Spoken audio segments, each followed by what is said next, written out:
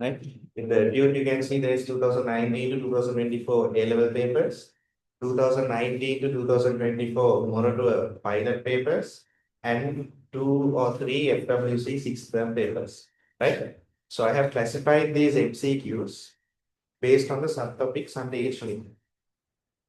So the plan moving forward with this 2026 paper classes, like I told you before, now each MCQ will be discussed in detail, right? Such that any theory around that MCQ will also be discussed.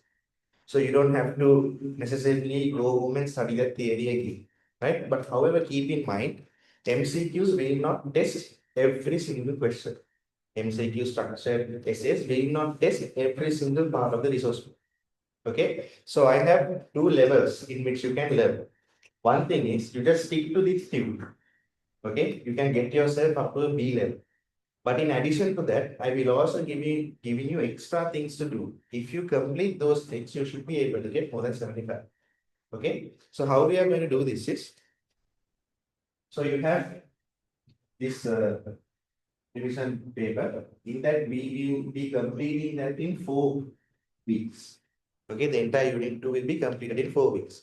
So today the plan is to finish the water and the organic all the organic compounds, right? And like that I have classified it into 4 weeks. So what we are going to do is, now all you have to do is just listen and write whatever you think is important, but you don't have to write anything also. So once we are discussing, so around there might be around 70, 60, 70 MCQs and structured essay questions and essay questions. So while I'm discussing, you just pay attention and try to understand the theory. Okay. After you learn in today's class, so today is 8th of September, 8th September. So after you learn or you pay attention to this explanation today, let's say we are finishing organic compounds. Okay. You must be familiar with this. After we finish this today, in the last page, go to the last page, is most likely a blank paper. Yes, it's a blank paper. So what you should do is, you need to write, so now today we are doing water and organic compounds, water and organic compounds. And then, once I explain this to you today, you write the day 8th of September. Okay. So afterwards, before in the next week class, I will be giving you my reviews. Okay, I will be giving you my reviews. But before you get my reviews, I want you to write your own reviews for these MCQs. Okay, first time you're writing the reviews for these MCQs and structure, you should be writing it without looking at the textbook. Okay, without looking at the textbook. After you do this, now we will only be finishing water and organic compounds today, so you don't have to study the entirety of unit 2. You only have to study this. Okay, so once you finish writing the reviews on your own without looking at the text, then after that you look at the textbook and see where you went wrong and what you have. See where you have went wrong and what you have messed up. So if you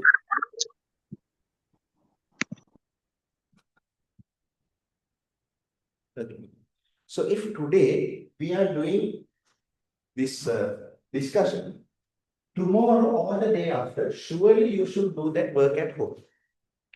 Okay, surely you should do that work at home. So either the 9th of September or the 10th of September.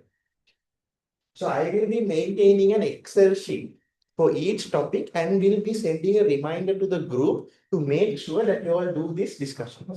So obviously everybody cannot do it on the 9th, then maybe you have to do it on the 10th. So I will give you 2 days to complete that work, right? After that, next week. So what is next week? What is 8 plus 7? 15th of September. So 15th of September, you will be given my reviews. Okay, my reviews. Then what you should do is, you should go through your reviews and my reviews and see whether you have understood the same idea. So that is another type of revision.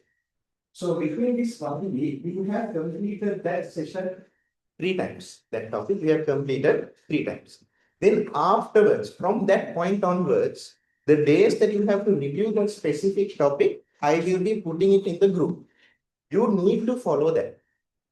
keep in mind, think of this class as a fresh start. Okay, so it doesn't matter where you are, whether you are 20 marks or 70 marks. Think of this class as a fresh start. So please listen to whatever I am saying. If you follow this, you should clearly be able to get an A. Okay, right? So start working from now itself. So all of these reviews, you should be doing it in a complete separate book. Don't write anything on that queue. All of that queue is only for you to look at. Okay, you take another writing book and do whatever you want. Okay, so make sure you do the revision at the correct times, like I have told you, and then you don't have to worry about it. Okay. So next week we'll be doing the remaining parts, microscopes, organelles, and then after that cell cycle, photosynthesis and respiration. Same process should be done for this. Same process that we are doing for this should be done for the others also. Like that, it will continue throughout. And then at the end of Unit 2, we will have a Unit 2 recap. Okay. If you keep doing this like I asked you to do, you should be able to do that Unit 2 really well. Is that clear? So this is the way that we are moving forward with this revision class. Okay. Right.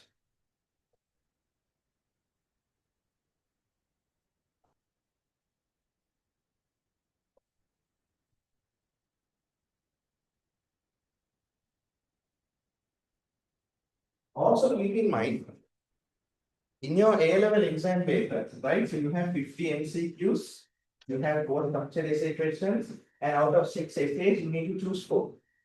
50 MCQs alone will give rise to 50 marks. This will give rise to 50 marks. This is a 2 hours, this is 3 hours. If you know the content, this 2 hours is least effort.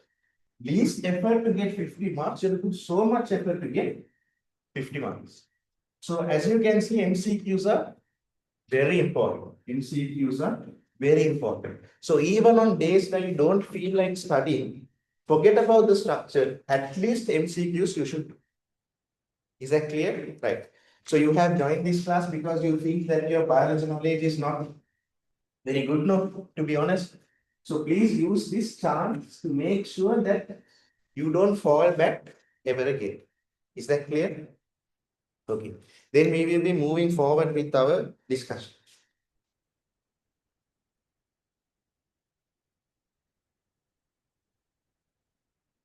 All right.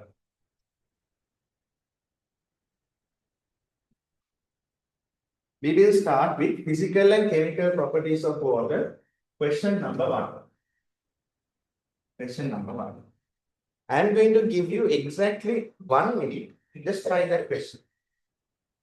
Whether you get the answer correct or not, it doesn't matter. Just try that question. Online students, does everybody have access to the PDF?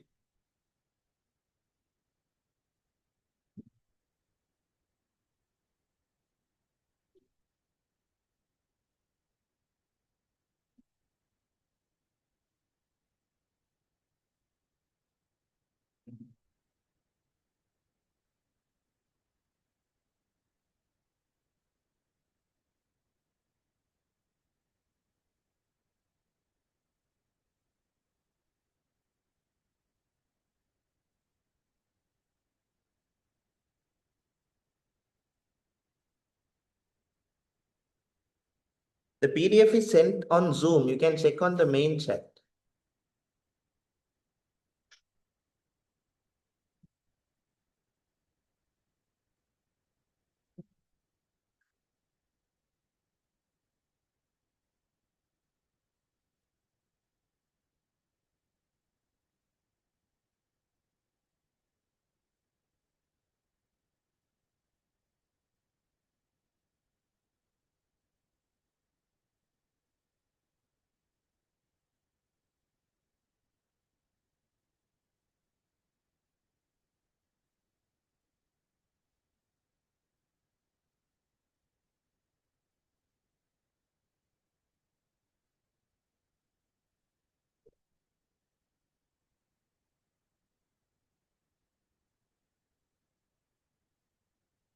Okay. 1 minute is done. What do you think the answer is for question number 1? Anybody? You are saying 1 now. Online students, what do you think is the answer for the question number 1?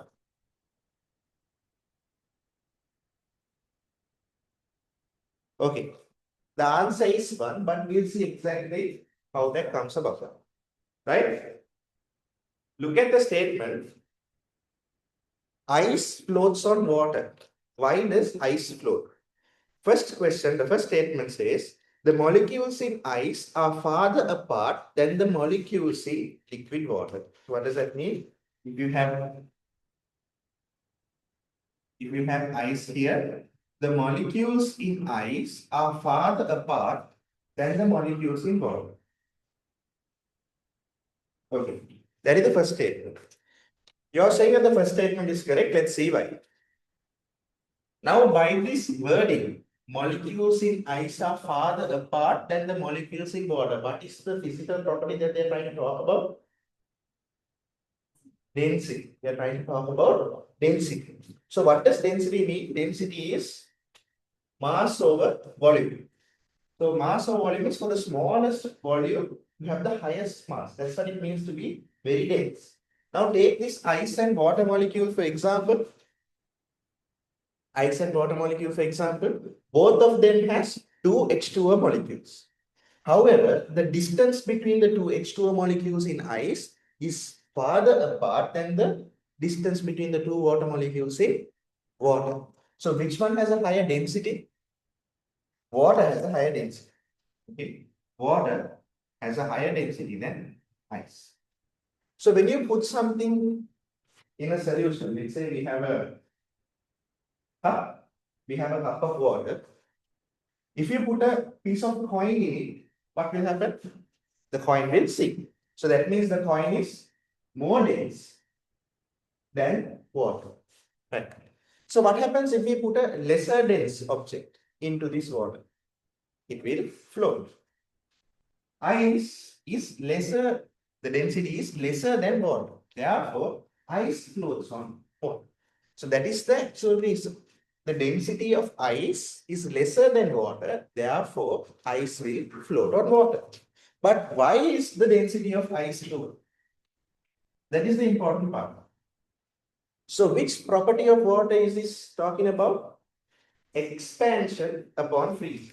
So if you take expansion upon freezing, right? Expansion upon freezing. Right. Usually, when you cool an object or when you cool any other solution, the molecules in that solution, okay, let's say solution A, right? At any temperature, the molecules in this solution is always moving about, right? But when you decrease the temperature, what happens to the speed of these molecules? The speed of these molecules will reduce. So when the speed of these molecules are reducing, they will not go away from each other. So all of them will clump together. So if you reduce the temperature, how will it look like? Like this. So what has happened in this solution? Has the density increased or decreased? Density has increased. That is what happens in normal solutions. However, water is different. Water has a specific property known as expansion upon freezing. In expansion upon freezing, what happens is, unlike other molecules, when water molecules start to cool, they expand. They don't come together, but rather they go apart or they stay apart. The reason for that is, if you take water molecules in a solution, let's say this one, if you take water molecules in a solution, these water molecules again are always moving about. So when they come close to each other, they will form a hydrogen bond. And when they go away from each other, so now if this molecule is now going away from each other, that formed hydrogen bond will break. So this is what happens at higher temperatures. However, if let's say this is at 25 degrees Celsius, however, when you cool this water solution, let's say this solution we are cooling it. When you cool this water solution, let's say around 4 degrees Celsius, When you cool it to 4 degrees Celsius, that is the lowest temperature at which these water molecules come the closest without forming a structure known as lattice. So now what is this lattice? To understand this lattice, we need to take this water temperature below 4 degrees Celsius. When water temperature goes below 4 degrees Celsius, water starts to form a crystalline structure known as a lattice. What is this crystalline structure? This crystalline structure is when these water molecules stay at a specific distance apart from each other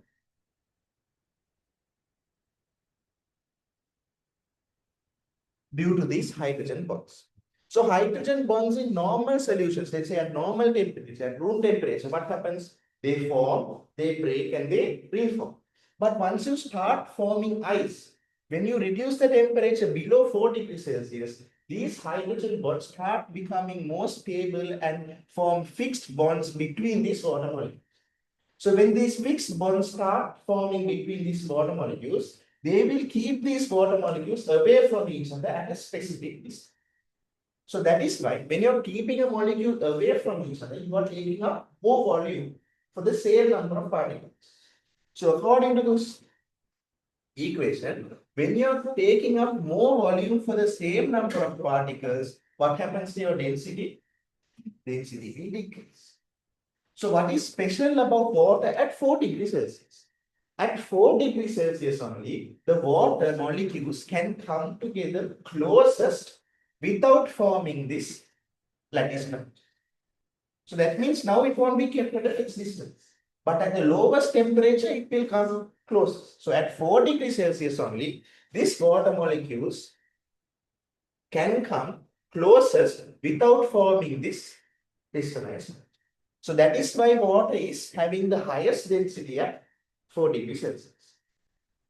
And also explains why ice has a lower density than water, and that is why ice will float on water.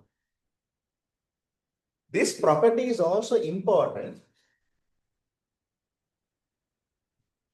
This property is also important when you think about the habitats in the polar caps, especially the polar regions.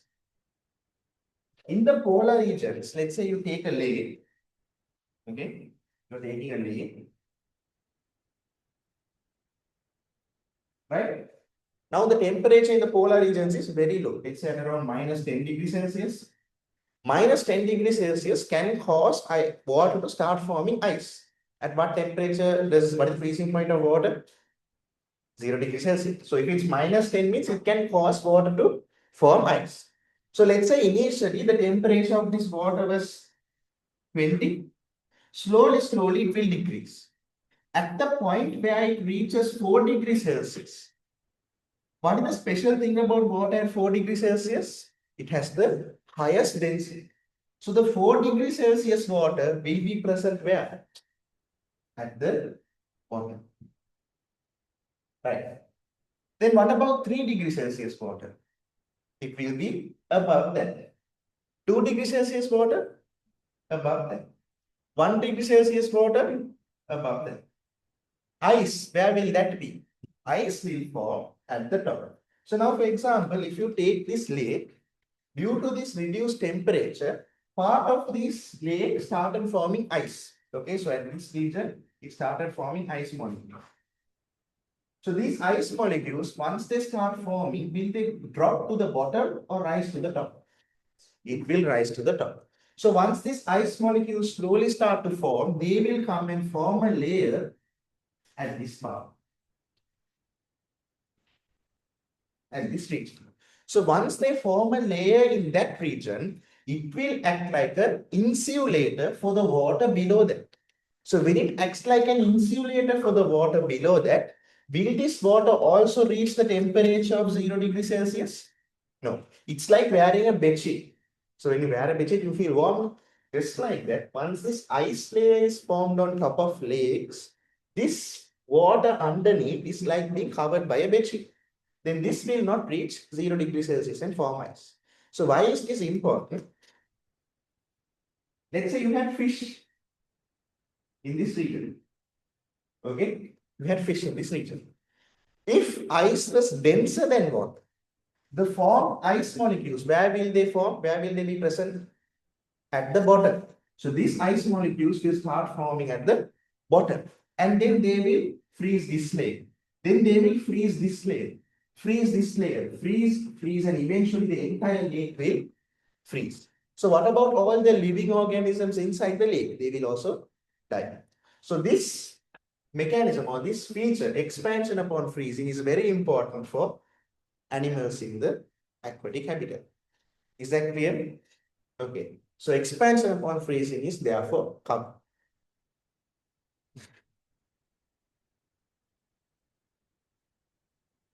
So we have a question. They are asking, isn't the temperature of the water the same throughout the lake? Okay, I will show you. Okay, let's say this lake is at 20 degrees Celsius.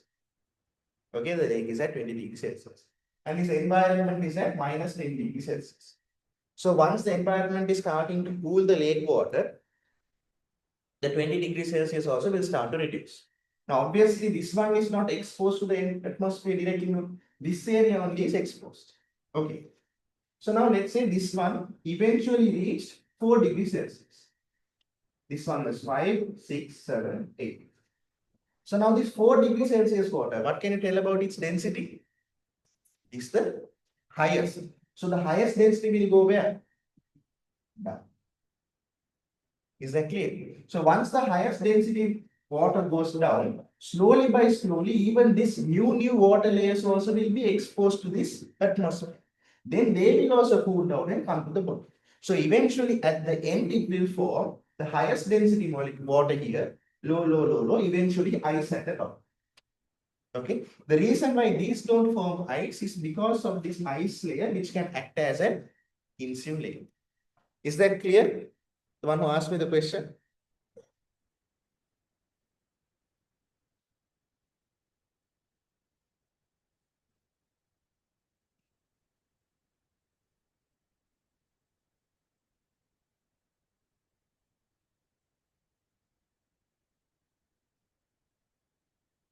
Right. So the first MCQ is done. Second MCQ. Now I have explained that also. Which one do you think is the correct answer? The answer is number 3. For second MCQ, answer number 3. Is that clear? Now that doesn't need an explanation. Why? Because I explained that expansion upon freezing.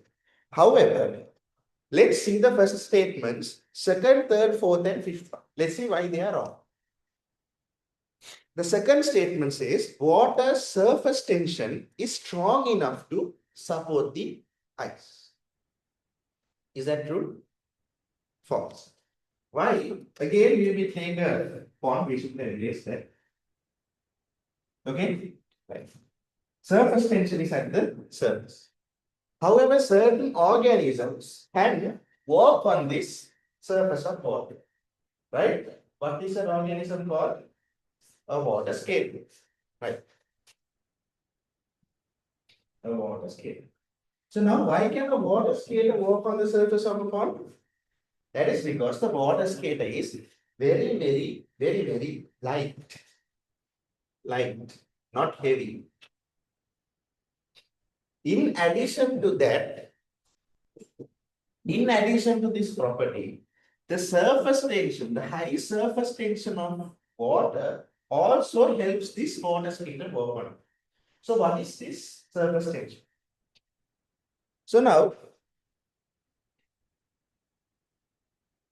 now, when you look at this pond, right, you will see now, here we just know if you take this water bottle, you can't see individual water molecules now. You can't see individual water molecules. But just for the sake of explanation, I'm going to draw individual water molecules. Okay.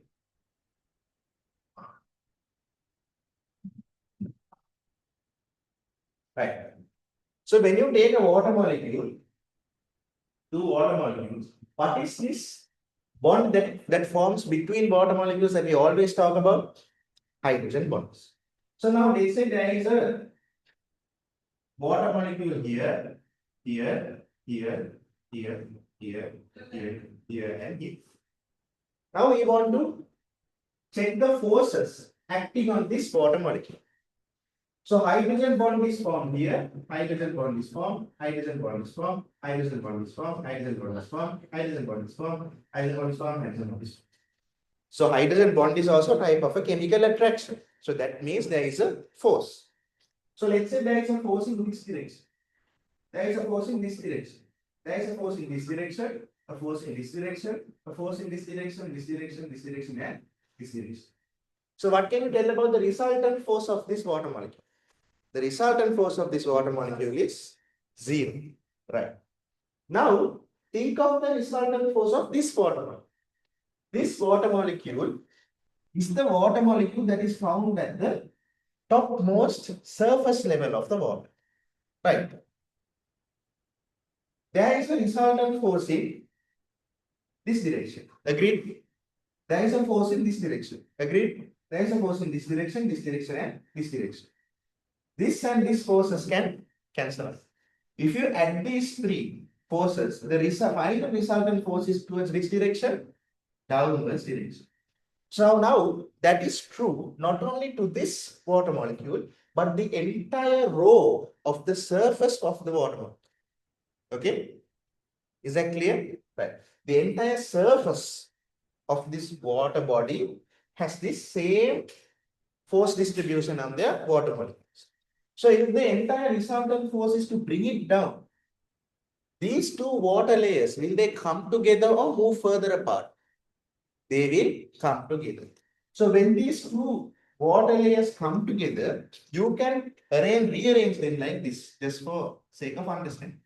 Okay, you can rearrange them like this. So now tell me, if you bring two pieces of paper together, or if you have one piece of paper, which one is easier to penetrate with a pencil? Let's say. If you have a single piece of paper, we'll take this one. Right. Okay. So let's say I have a knife.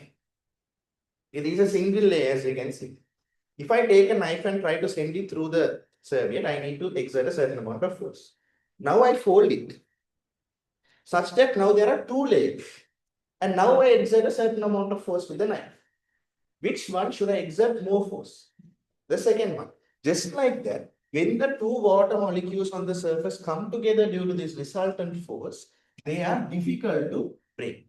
That is why the surface water level is difficult to break. Then this water skater uses that property to its advantage and works. However, water skater is very, very light.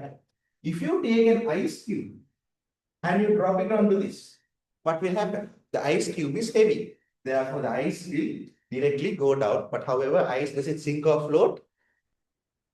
Floats. So ice will be somewhere like this. Is that clear? Right. That is why the second statement is wrong. There is oxygen dissolved in water. That has nothing to do with this question. Oxygen dissolved in water does not affect whether ice cube floats or sinks.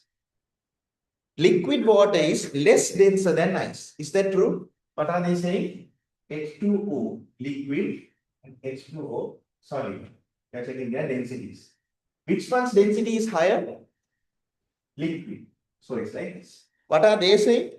Liquid water is less denser than ice. So that is again false. Liquid water has minimum density at 4 degrees Celsius. Is that true? No. Liquid water has maximum density at 4 degrees Celsius. Now take a few seconds, go through that MCQ and see whether you understood each statement. Online students, did you all understand?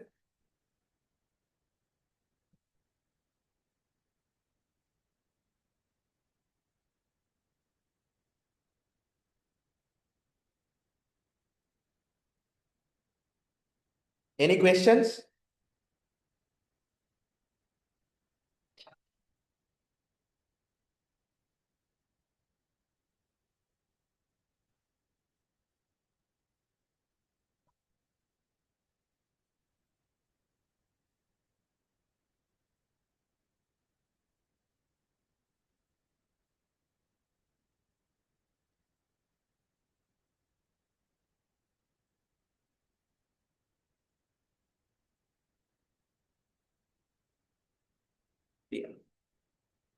So are you able to understand each statement? Right. So now you don't need to write anything. However, you go home and whatever I explain, try to write it in your own words. You should take a CR book and write what is the topic? Physical and chemical properties of water. MCQ number 1. Answer is, what is the answer? 1. Answer 1. And then under that you write the review. Okay, this. You can either write it today or tomorrow. But it should be done. It's not for me, but for you. So when you do that, the same info will keep reinforcing inside your head and you will be able to remember it for a long period of time. Right. Character of water as a habitat for some organisms, we all concluded that it has to be expansion upon freezing. However, let's look at the other characteristics mentioned in the MCQ. What has it mentioned? High specific heat. What is high specific heat? High specific heat is when you need to provide a large amount of energy, heat energy, let's say, a large amount of heat energy to raise 1 kilogram of a substance by 1 degree Celsius. Okay, so now a practical example would be, now when you're trying to boil water, you need to put it on the gas and have to wait for a while before sound starts to come, right? So that is due to the high specific heat of water. That means you need to provide a high amount of energy to increase the temperature of 1 kilogram of substance. So in this case, that substance is water. By how many degrees Celsius? 1 degree Celsius. That is high specific heat. Is that clear? Right. Water has a high specific heat. Now, why does water have a high specific heat? It is due to the formation of hydrogen bonds. These hydrogen bonds help water have a high specific heat. Now, let's see how this high specific heat is relevant to living things. Okay? Right. Let's take your body water. You know your body is made up of around 60% water. So even by the slight change in temperature in the external environment, if your body water also starts changing its temperature, is that good for the body? No. Like we learned in the theory class, what is the normal body temperature? 36 to 37.5. 36.5 to 37. Because there were 5 and a 4. Okay. Anyways, within this range, the body temperature should be maintained. So if the water had a lower specific heat, any slight change in the environmental temperature can change our body temperature also, which is not a good thing. Because we need to maintain our body temperature in that level for our enzymes in our body to function normally. Right. One additional thing is, if you take the ocean, for example, let's say it is a land, and you have the ocean. Now, ocean, how many kilograms are there in the ocean? How many kilograms of water are there in the ocean? Yeah, we can't tell, right? Because it's so much. Maybe 1 billion even, maybe more than a billion for sure, I think. Okay, more than a billion kilograms of water is there in the ocean.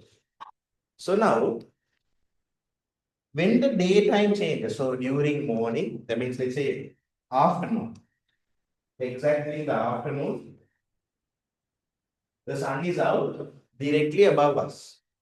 The temperature then would be around 33 degrees Celsius. That's it. And at night time, so when the sun is not there, let's say midnight, the temperature would go to around 25 degrees Celsius. So unlike us, certain organisms that live in this water is not warm-blooded. They are cold-blooded. So when there is a change in temperature to this extent, their functioning, their life will be affected. So for that, the water should be maintained at a specific temperature. So let's say the water's temperature would be at 29 degrees Celsius. This 29 degrees Celsius will be maintained even in the afternoon or at midnight. Why? Due to the high specific heat of water. So now this ocean or this large body of water has around billion kilograms. The specific heat capacity of water is 4,200 joules per kilogram per Celsius. So imagine how much energy is needed to change the temperature of this body of water. A large amount. So high specific heat capacity of water is an important characteristic to maintain the temperature. So in other words, you can put to prevent temperature fluctuations. Is that clear? So this is the ability of water with respect to high specific heat. Is that clear? Okay. So now you understood that what high specific heat is. Does it directly contribute for organisms' habitat when compared with expansion upon freezing? Even though it can facilitate the survival of certain organisms, out of the options given, the best answer would be expansion upon freezing. However, if you look at it indirectly, the high specific heat capacity of water helps aquatic organisms to survive. So in that way, it can help to maintain the habitat. But when compared with expansion upon freezing, which is the direct factor that makes sure these aquatic organisms can survive in the polar regions, is more of a direct answer than the rest of the options. Then, when you look at the second one, high surface tension, we learned about high surface tension in the previous one. Okay, now in high surface tension also, if you look at it, provides a habitat to whom? The water skaters. But again, it is not directly providing a habitat, it just allows these water skaters to walk on the surface of water. Okay, so high surface tension also cannot be accepted as an answer. Then expansion upon freezing, okay. High heat of vaporization and polarity.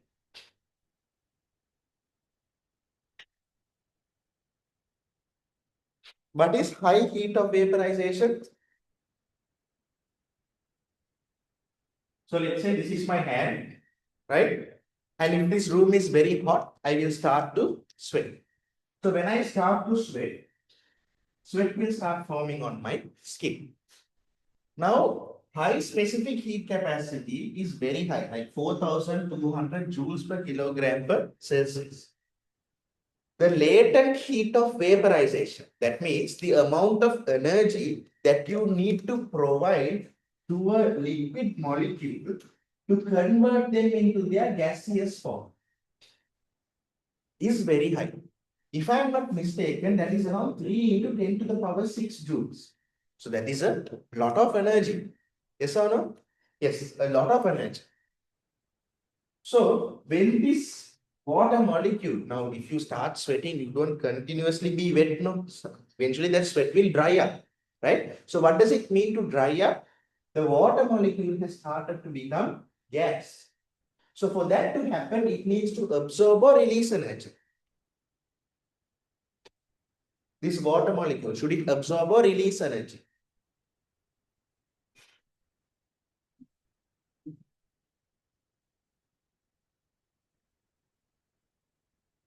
What do you think? Online students?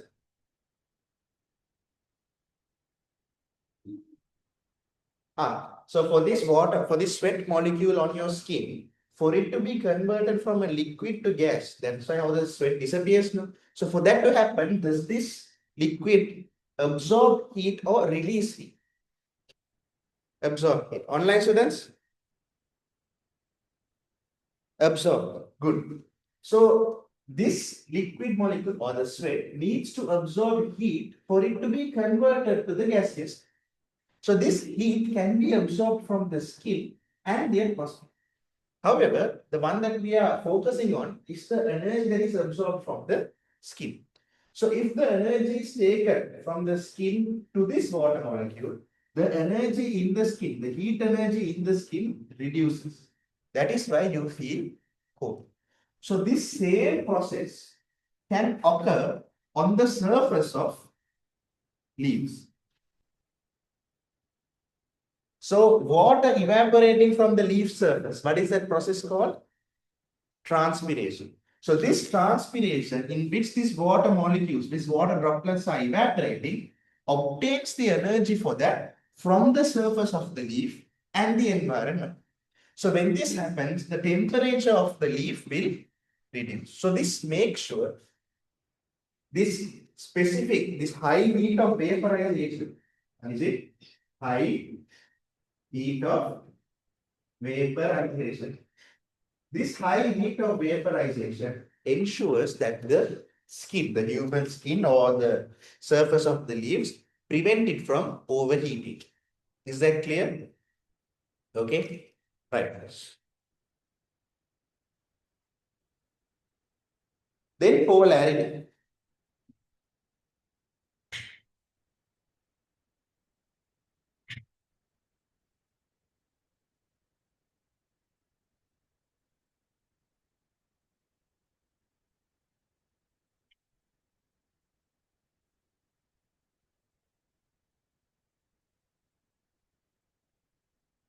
Polarity. What is polarity?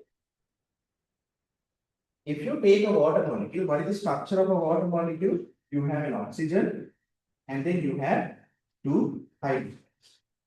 Right? So the oxygen has a electron here, the lone pair here. Hydrogen does not have a lone pair. Now, the oxygen's electronegativity compared to the hydrogen's electronegativity, which one is larger? Oxygen's electronegativity is larger than the hydrogen's electronegativity. What does it mean by electronegativity? Very good. The ability to attract an electron towards itself. So if oxygen has a higher electronegativity, most of the electrons in these bonds will be towards which atom? Will be towards oxygen. So when there is a lot of electrons surrounding the oxygen, what charge will it give? Negative charge. But is oxygen donating an electron? Is it accepting an electron? No. It is just attracting the electrons in the bonds towards itself. Then does it get a complete positive charge? Complete negative charge? What it gets is a slightly negative charge. So opposite, then the hydrogen should get a slightly positive charge. This hydrogen should get a slightly positive charge. Individually, when you consider this water molecule, nothing special. However, when you have other water molecules present with it,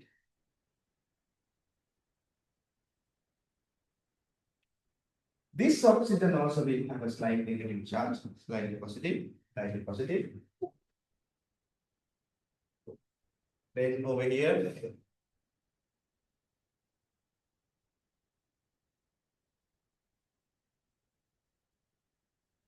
you can see bonds can be formed between this slightly negative and slightly positive. Slightly negative and slightly positive. What is this known as? Hydrogen bonds. Okay. Now, if you consider an individual molecule, this side is slightly negative, this side is slightly positive. So what can you call that behavior? Having two poles, just like if you take a magnet, it has a north and a south pole.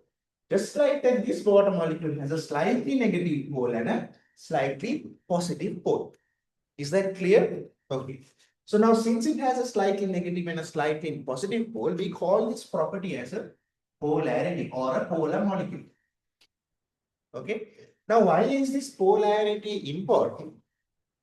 It is not important for formation of a habitat, but rather it is important for the dissolving of substances. So now, when you take a solution, if you add ionic compounds or polar compounds, right? If you add ionic compounds or polar compounds, what is ionic compounds? It has an ion, a cation and an anion.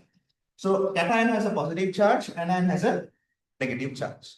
This water molecule, the positive parts of the water molecule. What is the positive parts of the water molecule? This hydrogen. These hydrogen molecules of these hydrogen atoms can come and surround this anion. So how does that look like?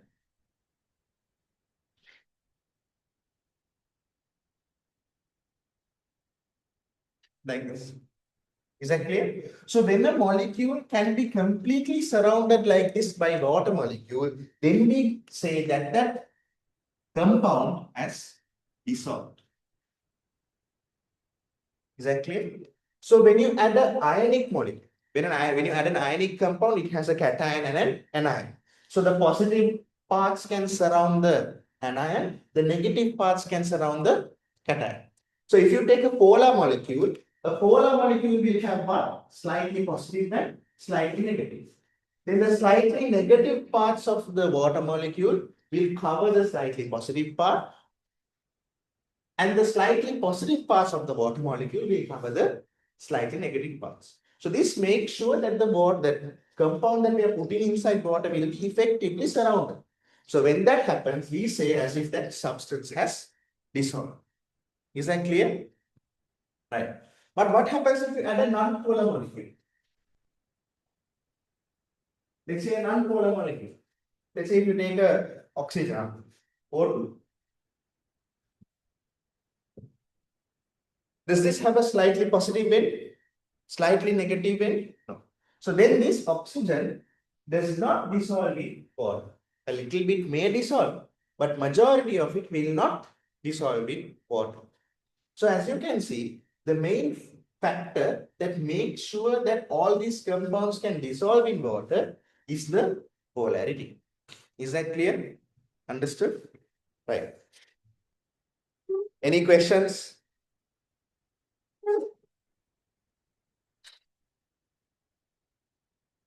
You have any questions?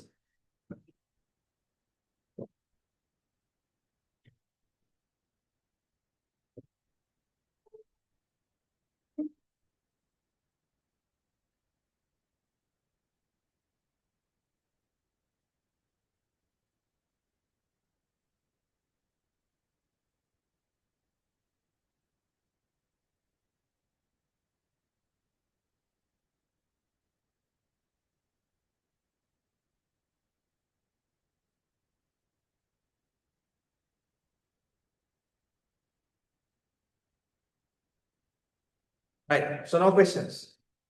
So then we will move on to the next part.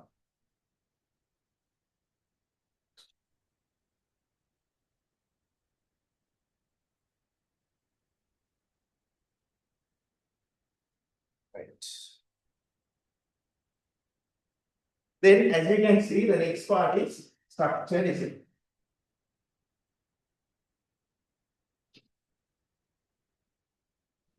The next part is the structurism.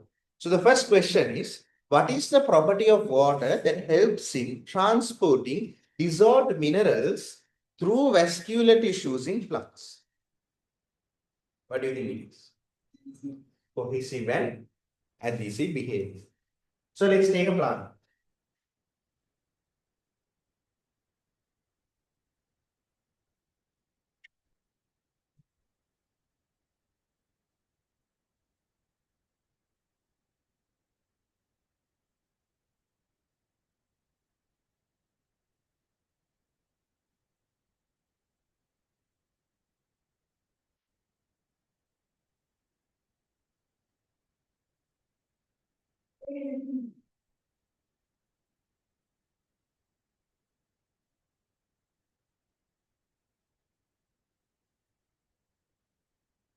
Right.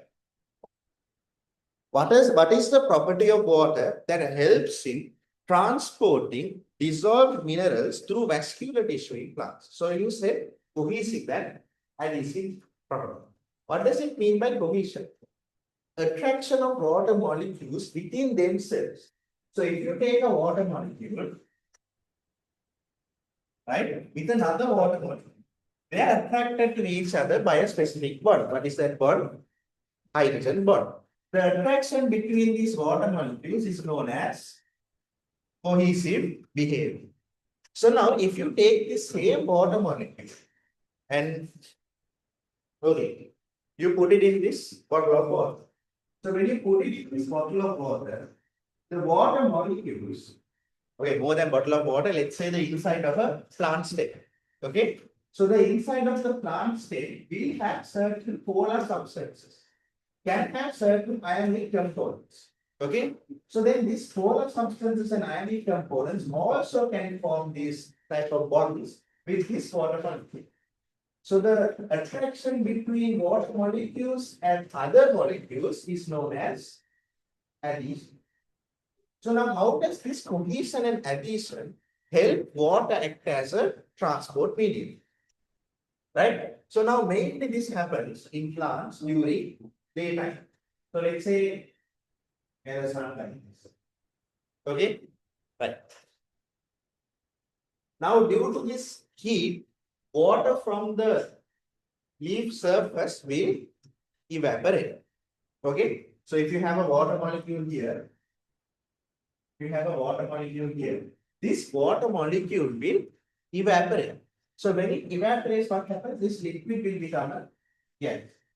However, keep in mind, the water molecules all form a continuous chain.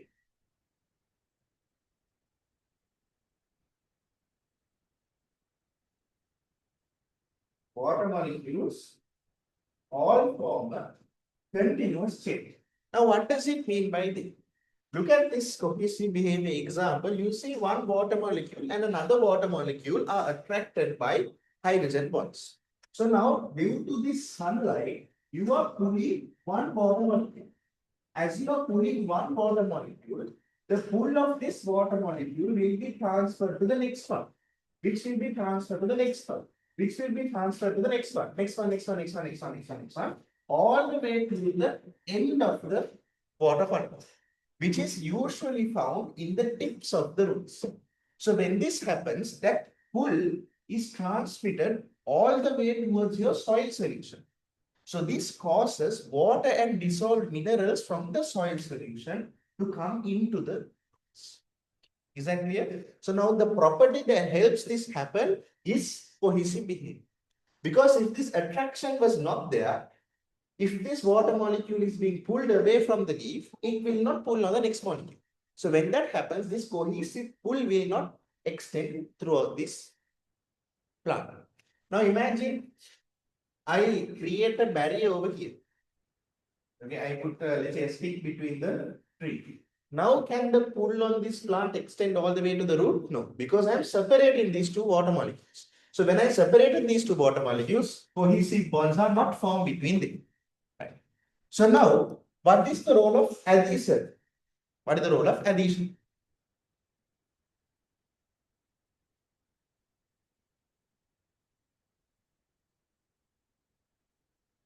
So now as these water molecules are being pulled up by the water molecule above it. So now this water molecule is being pulled by this one. This one is being pulled this one is being pulled by this one. In addition to that, from the walls of this plant, also there is a force to pull this water molecule upwards. That force is known as adhesion. So what was adhesion? Attraction between water molecules and other molecules. So attraction between water molecules and other molecules also helps them move on. So both cohesion and adhesion can facilitate water to act as a transport medium. So is that clear? Okay.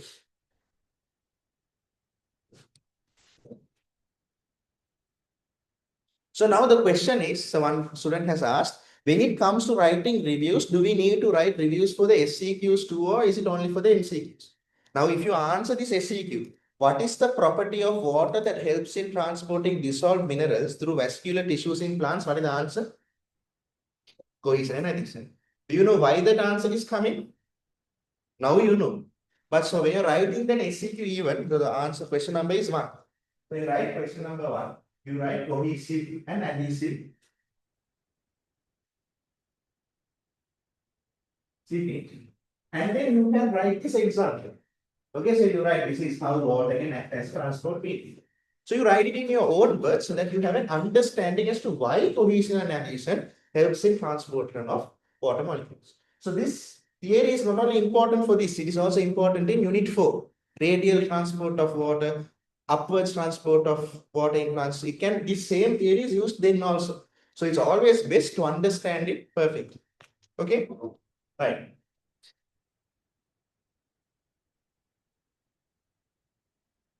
All right. So next question. Which property of water makes it act as a good thermal buffer? Now you all tell me. High specific heat. Thermal buffer means which one should you write? High specific heat. If you write, if the question is which property of water cools down animals and plants, then what should you write? High heat of vaporization. Thermal buffer means to prevent temperature fluctuations, to prevent temperature of water going from 35 to 25. A buffer means to maintain it at a specific level. Okay. So the property of water that does that is the high specific heat. You should write it like that. Don't just write specific heat, you should write the high specific heat of water.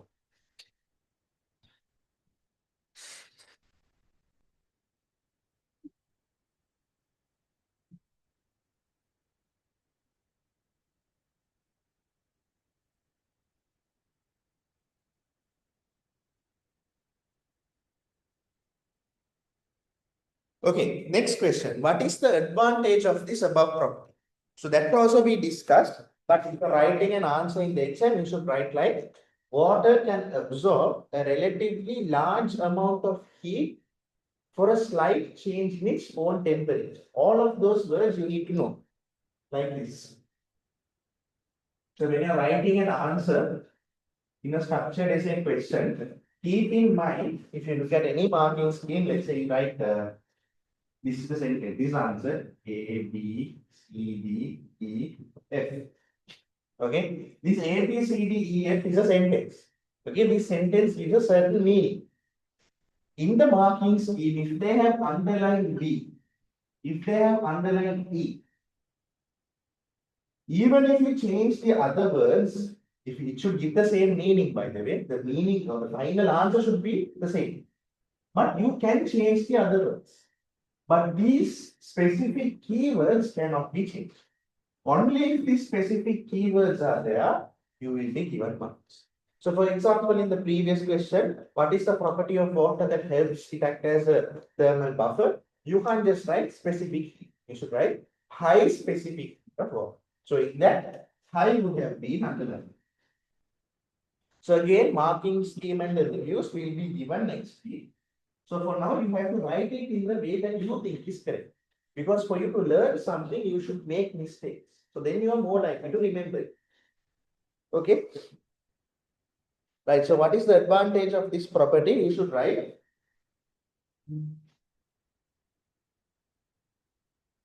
So you should write water can absorb or release a relatively high amount of heat. Relatively high amount of heat. Relatively high amount of heat for a slight change. For a slight change in its own temperature.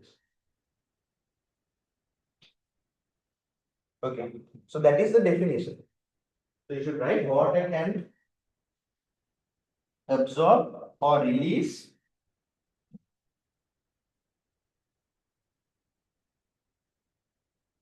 relatively high amounts of heat for a slight change in its own temperature. That is the answer for this question. Okay. Anyways, then we can move on to the next part. State the characteristic of water to act as a versatile solvent. What is the characteristic? Polarity, which one we discussed. Okay. All right. Explain why ice cubes float on water. What is the reason? What is the property of water that causes ice cubes to float? Expansion upon freeze. So we have explained that also. These answers, please write in your own words. Next week, the marking scheme will be given. Then you check where you have gone from. Okay, in the marking scheme, I will underline the keywords. Those keywords must be mentioned. All right. Expansion upon freezing is one of the major properties of water. If we get the benefit of the above property. What is the benefit of expansion upon freezing? So for organisms in these polar regions can survive. Right. Now that concludes water. Now keep in mind, even though they haven't directly asked a question on all the different characteristics of water, when we were discussing these MCQs, we completely discussed all the characteristics of water. Okay, so essay in this topic is rare. They haven't asked an essay on water. Okay, but obviously they can ask in the future. So a good essay would be describe the.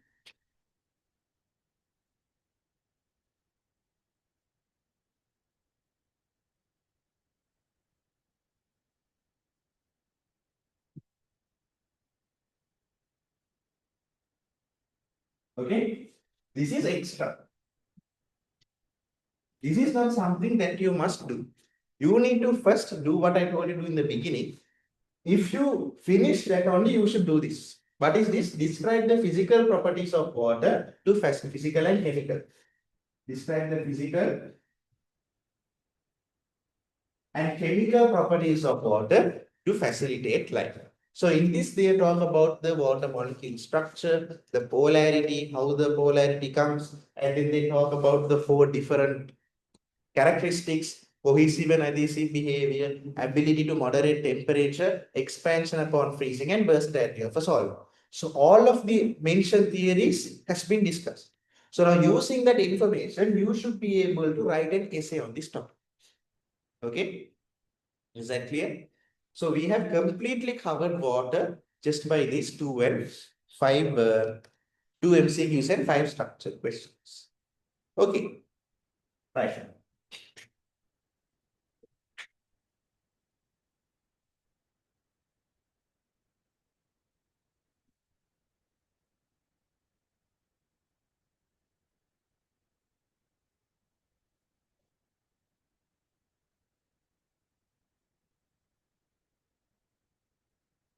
Any questions, online students?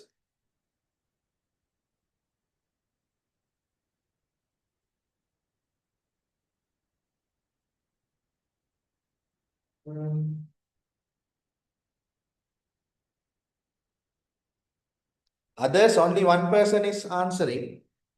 If you are joining online, it has to be an interactive session. If not, this is like the best lullaby to fall asleep to. All right. Now take a minute to go through what we did so far.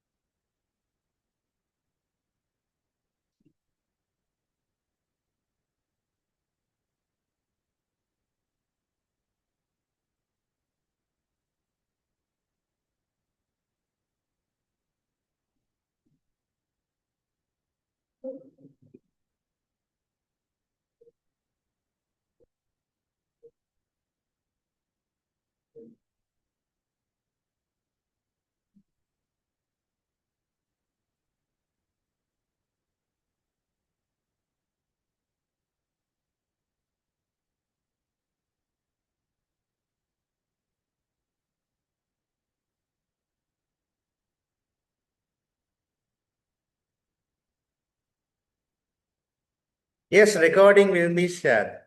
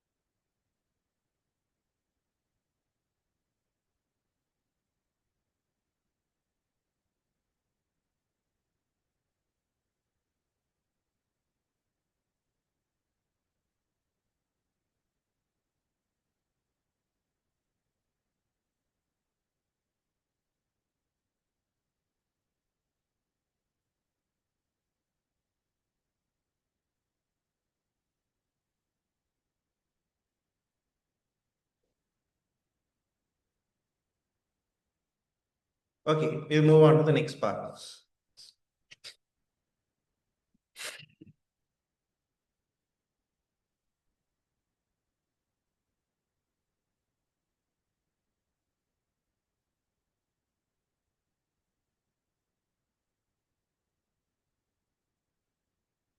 Once you finish, now I gave a topic, describe the physical and chemical properties of water important for life. So you can write that essay and then show it to me.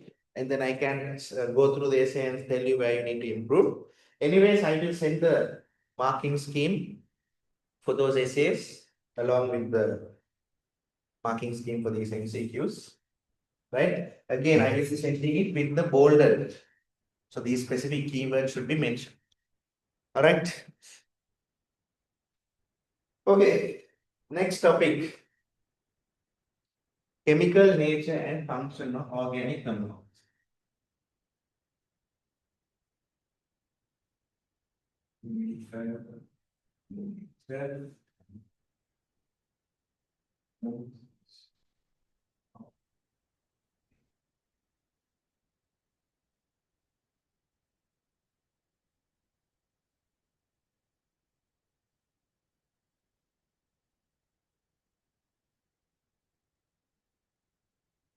First MCQ. Which of the following is a non-reducing sugar? You have ribose, lactose, maltose, galactose, and sucrose. So non-reducing sugar. So this property is associated with which organic molecule? Carbohydrates. So in carbohydrates, you have three different types. No? What are the types? You have monosaccharides, then you have disaccharides, and then you have polysaccharides. Polysaccharides, are they sugars? No. So what is the question asking? Which of them are non-reducing sugar? So polysaccharides, if it is mentioned in the option, it's completely wrong. Then disaccharides and monosaccharides are there. Okay. All disaccharides are reducing sugars except sucrose. Sucrose is a non-reducing sugar. Non-reducing sugar. What about monosaccharides? All monosaccharides are reducing sugars. So when you say all monosaccharides, these include triose, tetrose, pentose, hexose. All the examples given in them, every single thing is a reducing sugar. Is that clear? Right. So now this is one step extra you don't need to know. Right? The reason why sucrose is a non-reducing sugar is because a carbonyl group present in that sucrose sugar is not free, it's bound. Again, that is not necessary. You can just remember sucrose is an unreducing sugar because out of all these sugars, the only thing that is unreducing is sucrose, right? Okay.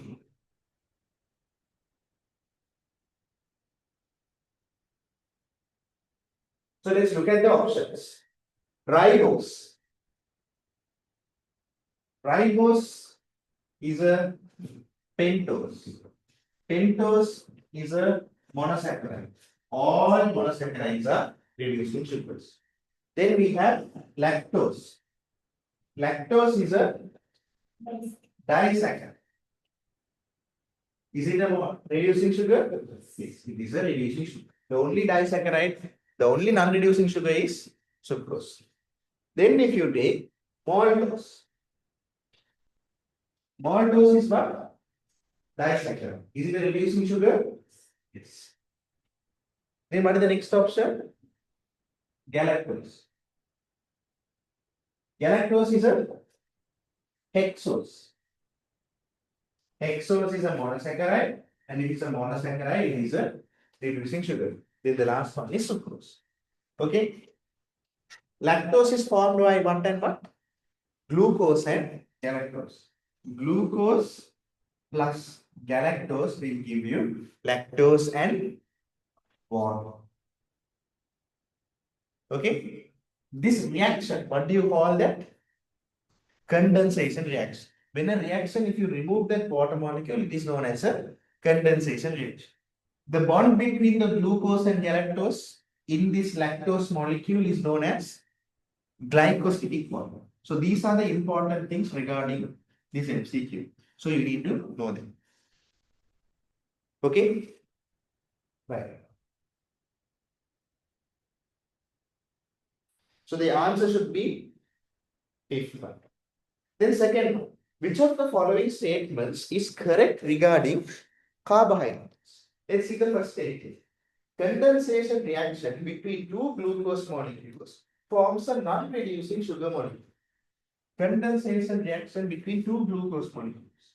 Glucose plus glucose will give what? Maltose and water. Maltose, is it a reducing sugar or non-reducing sugar? Yes, sir. Reducing sugar. So that statement is false. Galactose is a ketose sugar. So based on their carbonyl group means, so if you take a certain hexose, okay, 1, 2, 3, 4, 5, 6. If the double bond is found at the end or the terminal, it is known as an aldehyde or aldose. However, if the double bond is found in the middle, then it is known as a ketose. So examples of aldose would be what? Glucose and galactose. Examples of ketose is what? Okay. So what does it say? Galactose is a ketose sugar. Wrong, because galactose is a aldose sugar. Alright. Glucose amide is the monomer of storage components in fungi. Okay, you see that?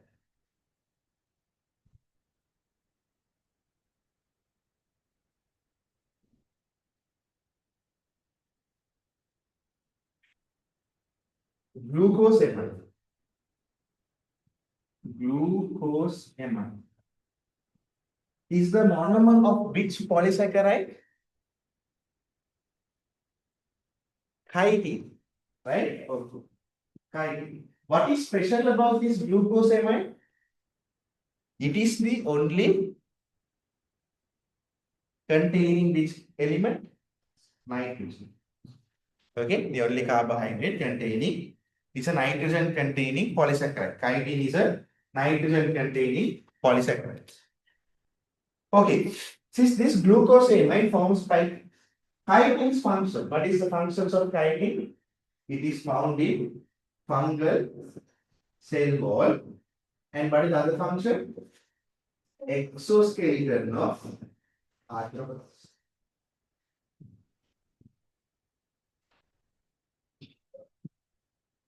So now let's see what the statement says. Glucose amide is the monomer of storage components in fungi. What is the function in fungi? Fungal cell wall. So it is a structural function. So since the word uses storage component, it is wrong. What is the compound that acts as a storage component in fungi? Glycogen.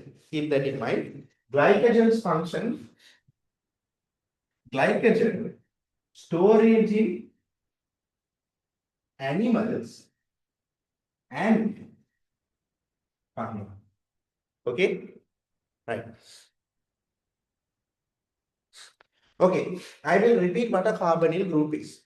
So carbohydrates, okay, when you take this hexose, they have these C double O bonds. These C double O bonds. Okay. When this C double O bonds is found in the terminal, that means in the last group. So now if you take 1, 2, 3, 4, 5, 6. Since this double O bond is found at the final or the end, okay, at the end, it is known as an aldose. If this double O, if this carbonate is found in one of these center carbons, so not the terminals, but at the center, then it is known as a ketone. The specific chemistry behind this is not necessary for our syllabus, but as long as you remember it this way, it's easy to understand. Is it clear now?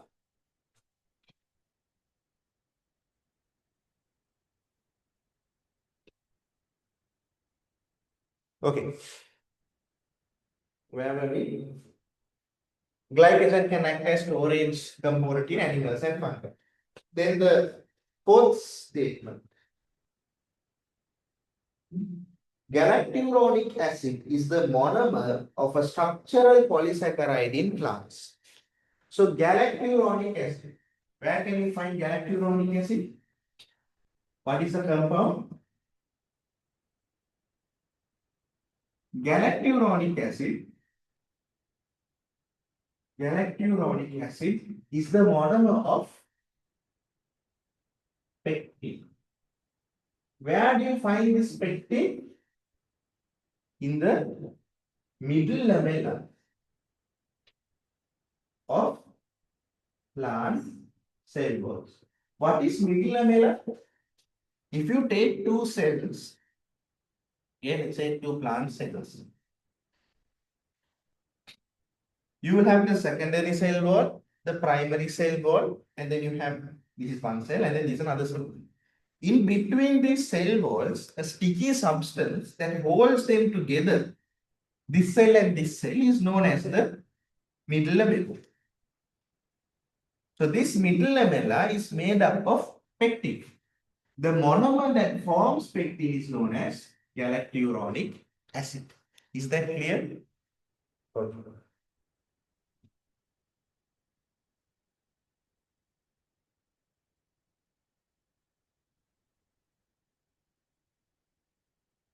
So that statement is correct.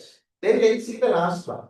Hemicellulose is a branched polysaccharide made up of trioses and pentose.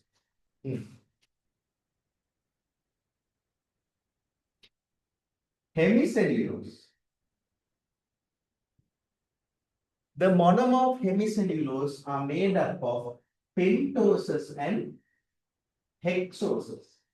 That means the monosaccharide has 5 carbon groups and 6 carbon groups. Here, what are they saying?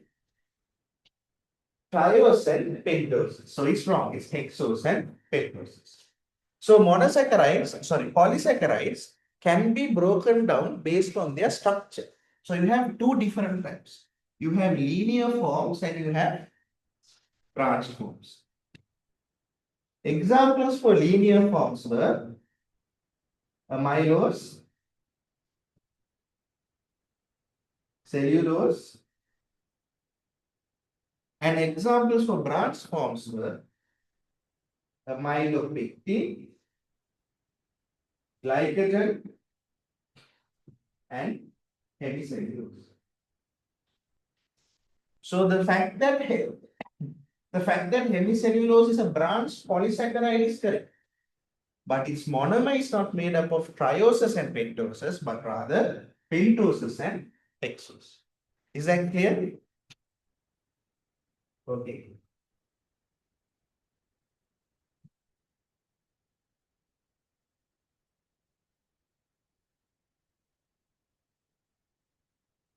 Then statement question number 2 is also done. So again, when you're going home, you should be able to explain why each statement is false and why the correct statement is true. So now you can take 30 seconds to try out the next question. Question number 3.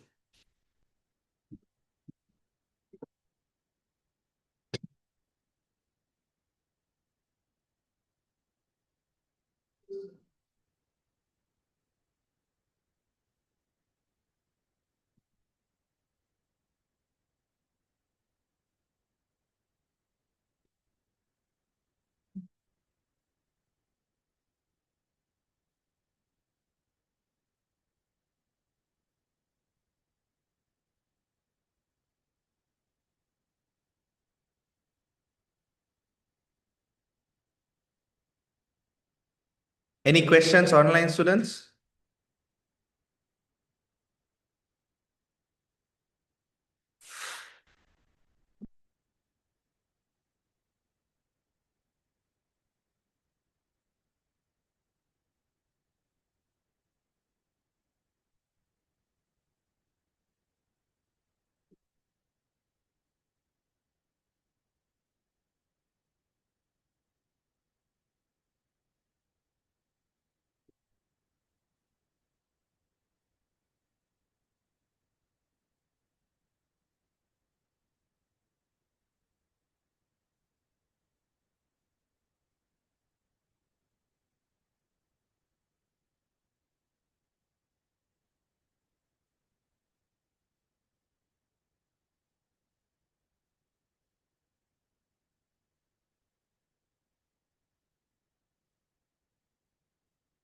Okay, then we can move on to the next question. Carbohydrates contain a general molecular formula of CH2O2. CH2O2. Right. Now, is this true? False. 100% false. Because in this, what they are saying, if it is general molecular formula is CH2O2, then all carbohydrates only have two carbons. That's obviously false. Right. But what is the general formula of carbohydrate? CXH2OY. This is the general formula for carbohydrates. What is the general formula for monosaccharides? CH2ON or X. Any letter can be put, no? Right. Now you can see, now if this is the general formula for carbohydrates, it should also be the formula for monosaccharides, no? Because monosaccharide is also a carbohydrate.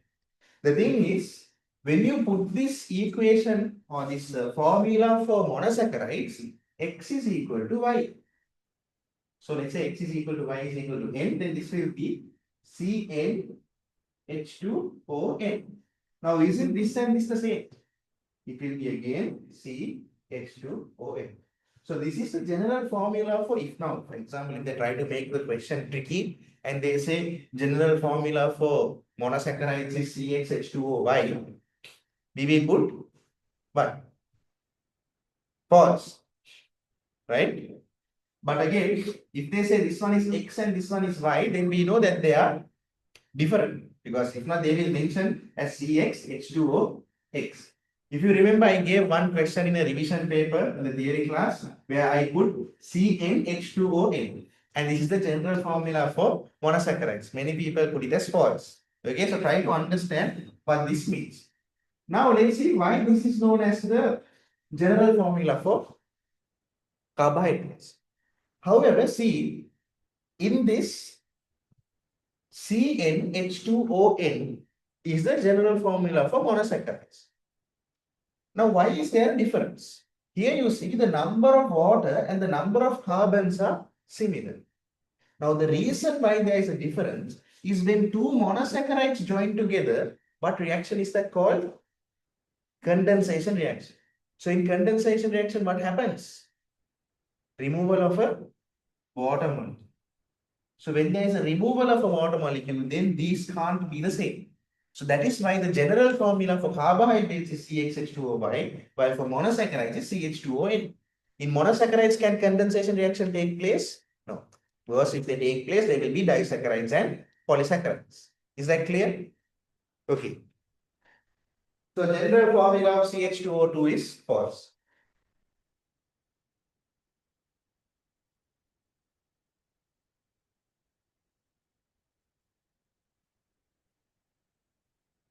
Contain the proportion of H is to O 1 is to 2. Is that correct? No, it has to be the other way around. H is to O is 2 is to 1. Found only in plants as storage components. Why is that false? Glycogen in animals and fungi. We just did it. Okay. So not only can they be found as, what is the storage component in plants? Starch. Starch. Okay. So not only can it be found as starch in plants, it can also be found as glycogen in animals and fungi. So that statement is false. Make structural component in the body of some animals. True or false? True, because we just did it. Glucosamine, chitin, where is it found? Exoskeleton of arthropods. Arthropods is a type of animal. Okay. Then include the major groups as monosaccharides and polysaccharides. Is that true? That is false. Why? Carbohydrates are broken down into monosaccharides, disaccharides, and polysaccharides. Okay, they have just mentioned monosaccharides and polysaccharides. So again, that statement is false. So the answer would be number 4.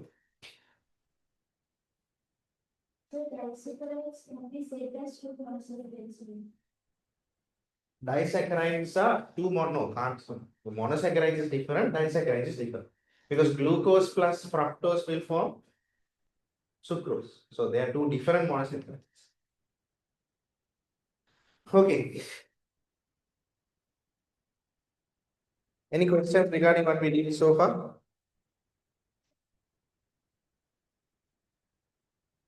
No. According to our resource book, how does it classify? Monosaccharides, disaccharides, and polysaccharides. So we also should stick to the resource book. Right.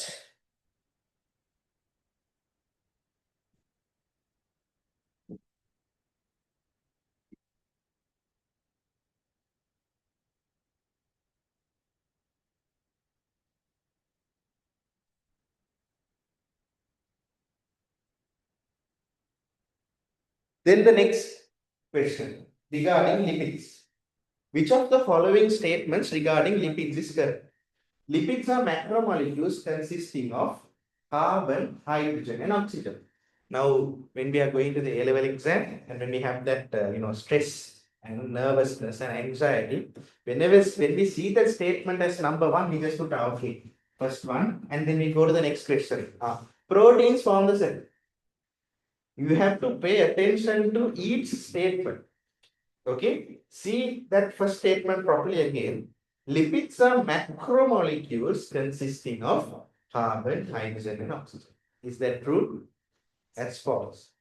Lipids, they are large molecules, but not considered as macromolecules of biopolymers. Why? Because they are not very large, nor do they have these repeating units.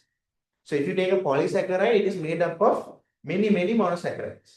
If you take a protein, it's made up of many amino acids. If you take nucleic acids, it is made up of many nucleotides. So those can be considered as polymers. But lipids, they are just large.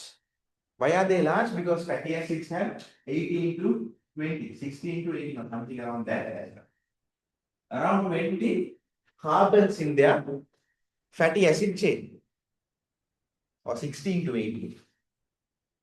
They have 16 to 18 carbons in their fatty acid chain. So if there's 16 to 18 carbon molecule, it is large. But polysaccharides have thousands of carbon molecules repeating. So if you take starch, it is made up of glucose. So thousands of glucose are there to make up starch. So then you can call that a macromolecule or a polymer. But lipids are not big enough, nor do they have repeating units for you to call them large macromolecules of biopolymers. Is that clear? Each hydrocarbon chain of saturated fatty acids contain one double bond. True or false? Okay. We will see that again.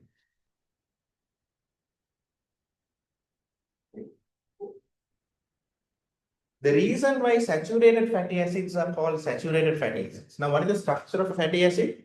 You have the carboxylic acid group at one side, and then you have this long carbon chain. We have this long carbon chain. So this is the structure of a fatty acid. So three fatty acids with a glycerol molecule will form a triacyl glycerol.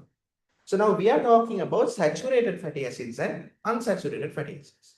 So now each carbon can form four bonds. So one group, here one, two, one. So now what do each of these contain? They contain hydrogen. Now the reason why these fatty acids are called saturated fatty acids is because maximum amount of hydrogen is present in this molecule. Now what does that mean? You can understand that better when we draw an unsaturated fatty acid next to it.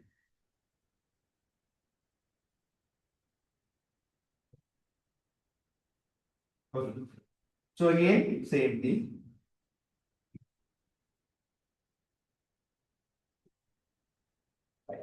Now look at this. This molecule is called an unsaturated fatty acid, while this molecule is called as a saturated fatty acid. In unsaturated fatty acid, you can see there is a double bond. So now this is known as saturated fatty acid because this molecule is saturated with hydrogen. As much as hydrogen can be put, all that hydrogen is put. But over here, if you notice, there is a double bond here.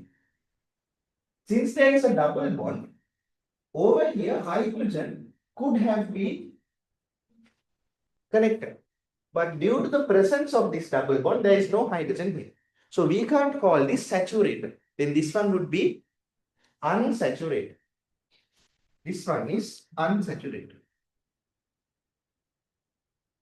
While this one would be saturated. Is that clear? Good.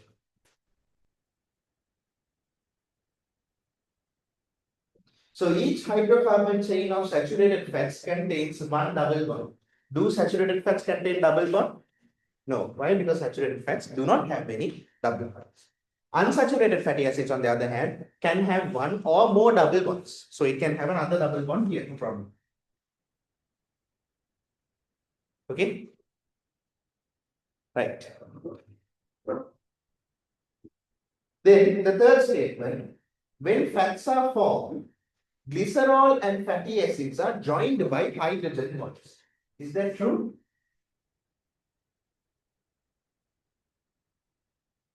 When fats are formed, glycerol and fatty acids are joined by hydrogen bonds. Let's look at the structure of a glycerol molecule. So glycerol is a 3-carbon alcohol. Each carbon is bound to a hydroxyl group. So hydroxyl group is this. 3 carbons, 1, 2, 3. Each carbon is bound to a hydroxyl group. So this carbon is connected to this. We have this, and this molecule is a glycerol molecule. Then this glycerol molecule, to form a compound known as triacyl glycerol, connects with 3 fatty acids.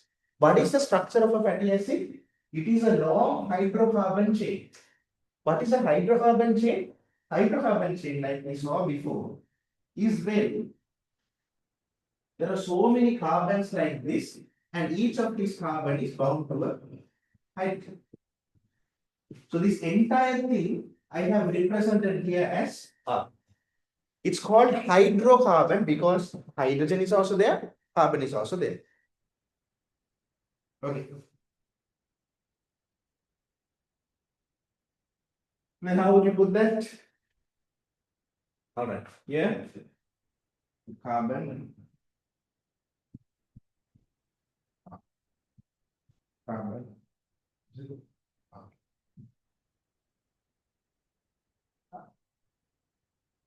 Now, these 3 fatty acid molecules will join with one of these glycerol molecules. The bond that is formed between them is known as ester bond, not hydrogen bonds. Hydrogen bond is chemistry. Hydrogen bond is a type of a secondary interaction. Primary interactions would be covalent bonds and ionic bonds. Okay, so in this case, a water molecule will be removed. A water molecule will be removed from each of them.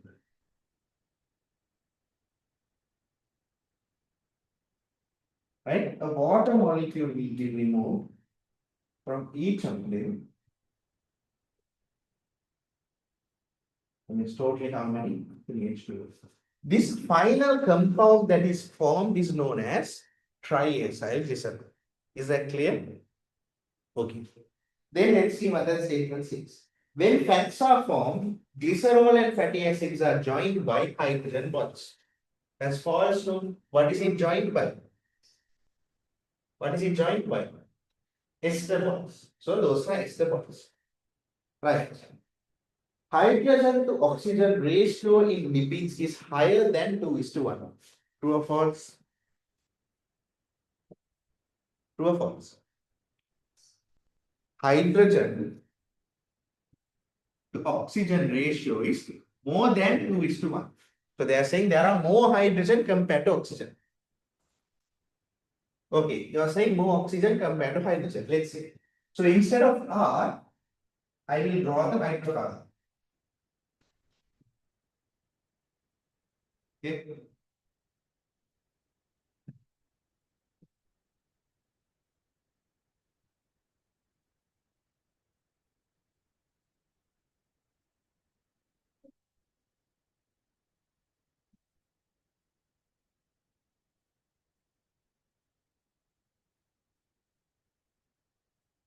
All right.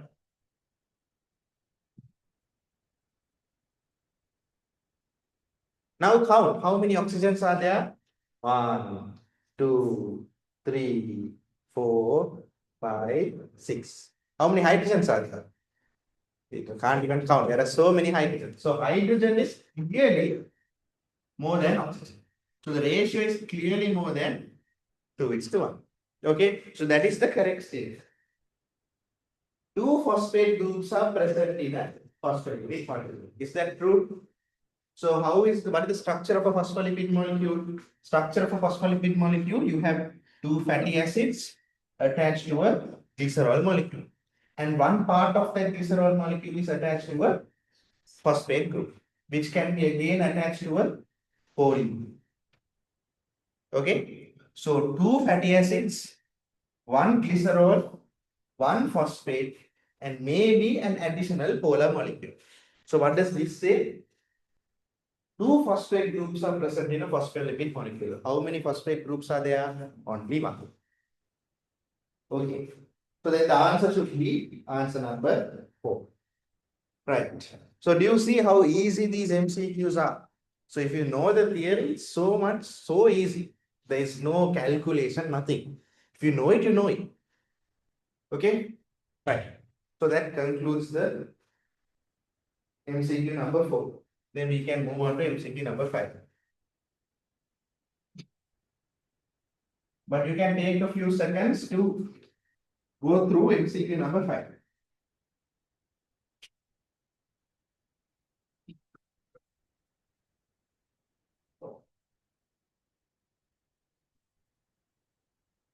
Online students, any questions?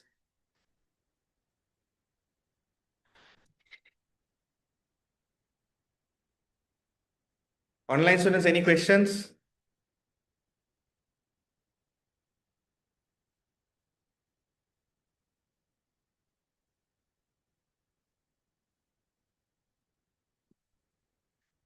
Others, if you're participating online live session, you need to respond.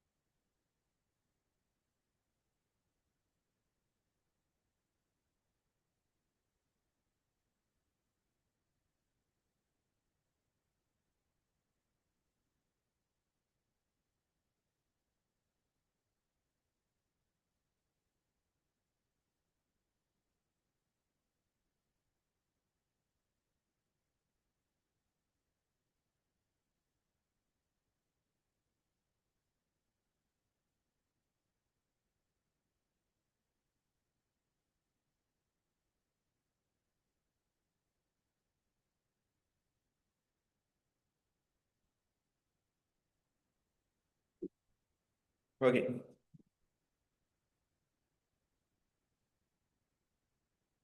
Question number 5. Proteins form the secondary structure due to disulfide bonds. Right. So proteins have how many structures? 4. Primary, secondary, tertiary, and quaternary. The best way to represent that would be to use a wire. Okay. Right. This is a primary structure of protein. What has happened? Amino acids are linearly arranged in a unique sequence, like in a line, in a linear manner. That is the primary. Then what happens? Due to hydrogen, I'll draw the structure of an amino acid first. It's easier to understand. What is the structure of an amino acid? You have a carbon at the center. You have a carboxyl group. Then on this other side, you have an amine group. Then down you might have a hydrogen. Up you have a R group. Okay. Then let's say this is one amino acid. Then you have another amino acid. So this amino acid will have this R, H, N, H, and H. Okay. Right. So between two amino acids, what type of a bond will they form? Whoa. Between two amino acids, what is the bond that is formed? Peptide bond. Okay, right. Between two amino acids, you form a peptide bond. What is the reaction?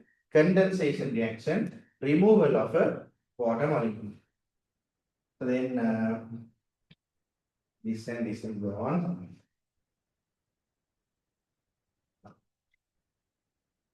Okay.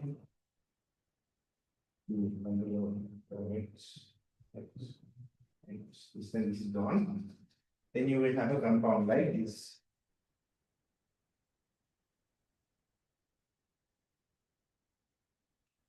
Okay. So these two amino acids, let's say amino acid 1, amino acid 2, they have joined together by peptide bond. This is the peptide bond. Peptide bond. Okay. Where is the peptide bond? They have joined together. Right. Now, that is the basic introduction you needed to understand. So very simple, no? Now, when you are doing the theory class, you have to talk about so much. Just go to the main parts. You have the primary structure. So now if you take each component as an amino acid, how are the amino acids joined to each other by peptide bonds? Right. So unique sequence of linearly arranged amino acids. Now, due to the oxygen from this carboxyl group and the hydrogen from this amine group, there can be a type of secondary interactions. What interactions? Secondary interactions. These secondary interactions will result in this linearly arranged molecule to start folding. I have only 5 fingers, so okay, right. We'll cause them to start doing what? Folding. Okay, right. Okay, they fold in this manner. So when they are folded in this manner, it is known as a beta pleated sheet. It is found in spider silk fiber. But due to these interactions, a different form also can be formed. That is known as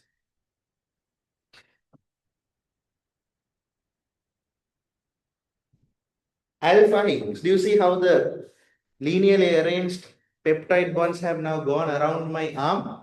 Okay, but now the peptide, the secondary structure is not formed around my arm, by the way. It's just an imaginary axis. Okay, so you forget about my arm. Just think about this white color cable. That is how the secondary structure is formed. Due to what?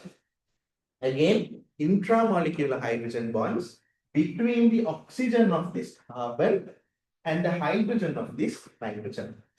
Intramolecular hydrogen bonds. Has there been any mention of disulfide bonds? Ionic bonds? No. Okay, so then what is important here? Intramolecular hydrogen bonds. Okay. Then one measure forms a secondary structure due to disulfide bonds. So then it is false. Where does disulfide bonds come into play? Where do you need disulfide? You need disulfide bonds in tertiary structure. So now you see, initially we created this beta pleated structure. Now we say beta pleated structure. And now this secondary structure, again coiling and folding. Again coiling and folding to form a tertiary structure like this.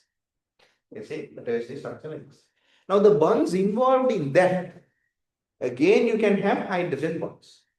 Again, you can have disulfide bonds, hydrophobic interactions, van der Waals forces. Now, to form the tertiary structure, this R group starts getting involved. So now amino acids, there are 20 different amino acids, and this R group is a variable. So based on this R group only, you have different amino acids. So they can have different groups. They can have ionic groups, they can have hydrophobic groups, hydrophilic groups. So what else? They can have polar groups. So all of these come together to form the tertiary structure. So there is something known as hydrophobic interactions. So how does hydrophobic interaction takes place? Now, if you put let's say a tertiary protein structure into water, okay, into water, the hydrophobic R groups, should they be present at the core of this ball or at the outer surface? Core of this ball, is that clear? Understood, right? So then you see how hydrophobic interactions also play a role in maintaining this tertiary structure. Okay. However, for secondary structure, the only thing that you need is intramolecular hydrogen bonds. Is that clear? Okay. Then once you go to tertiary, quaternary structure, what happens? So now you have one tertiary structure here, and then you will have another tertiary structure here.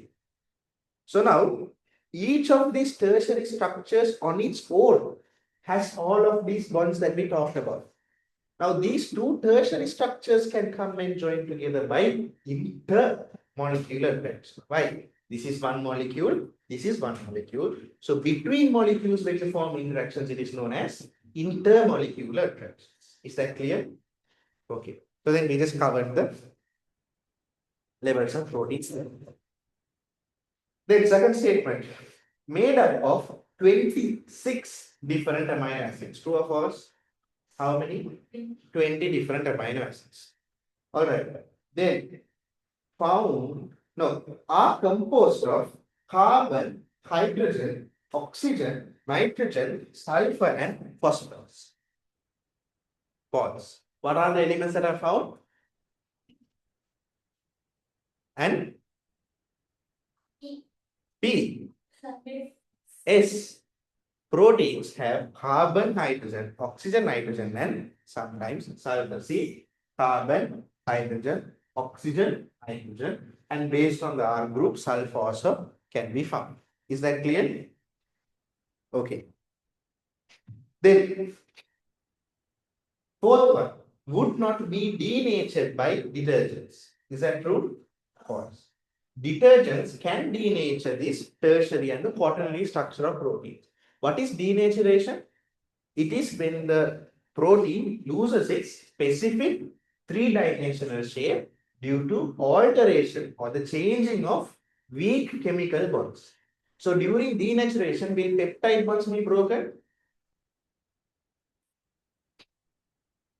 Keep in mind, peptide bond is a type of a covalent bond. So they are primary bonds. Hydrogen bonds, hydrophobic bonds, then van der Waals interactions. These are secondary. So secondary ones are weaker than primary. So this denaturation will break down the weak chemical bonds, these secondary bonds, while the primary peptide bonds will be intact. Is that clear? Okay.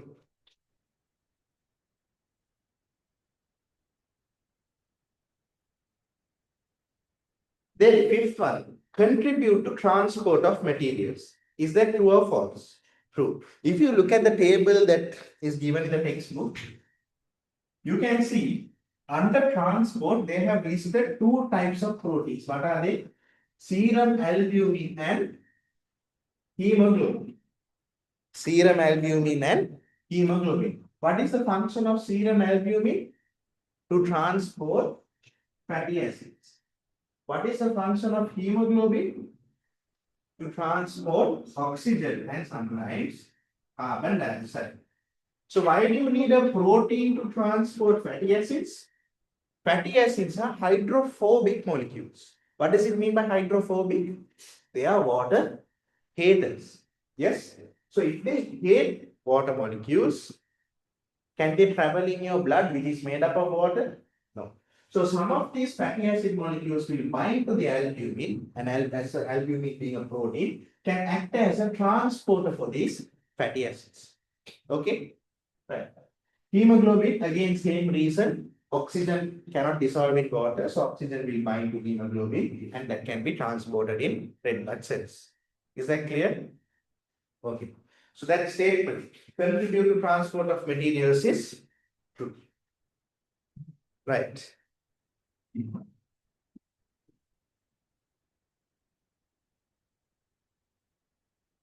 Any questions so far?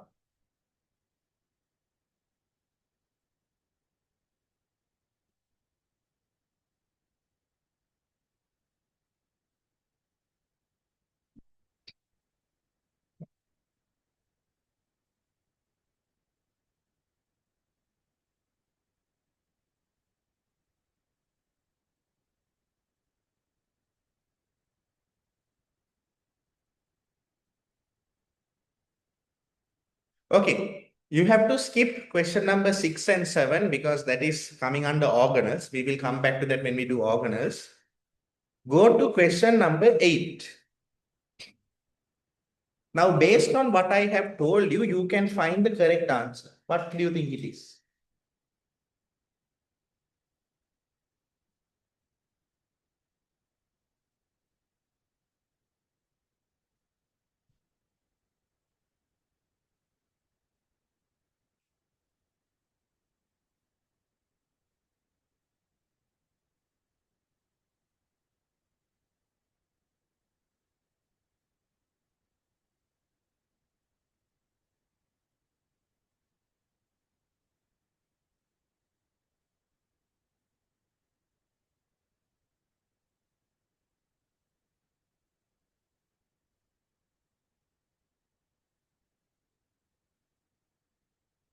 What do you think it is?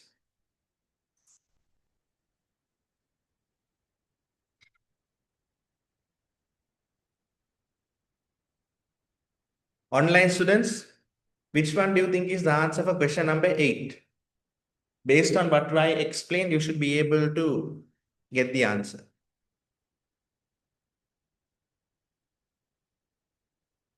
Anyone?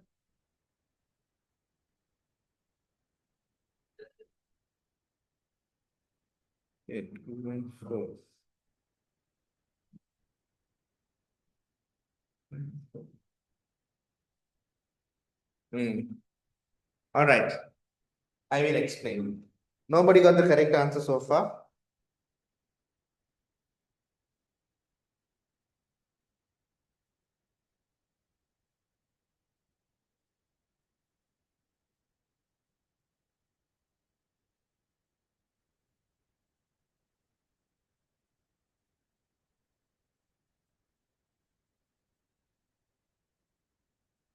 Let me draw the structure. CH.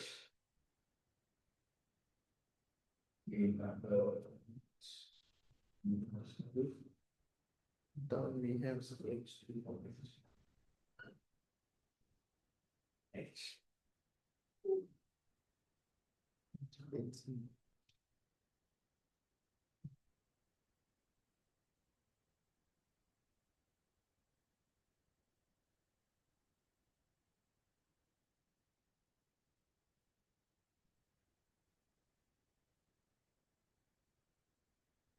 Correct, no? Right. Let's read the question.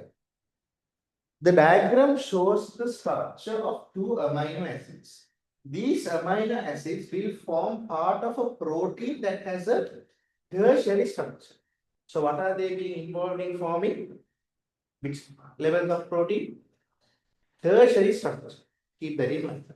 Which numbered groups could form hydrogen bonds to maintain the tertiary structure of protein? Tertiary structure. Now try again. I'll give you 10 seconds. They're talking about tertiary structure.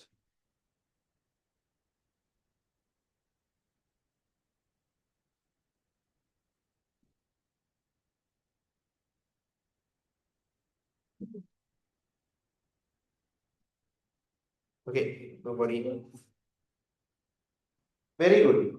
3 and 7 is the correct answer. We'll see why. Yes, fifth one. Okay, now everybody got it right. Let's again look at it in the whenever you are encountering a question like this, just go back to the basics.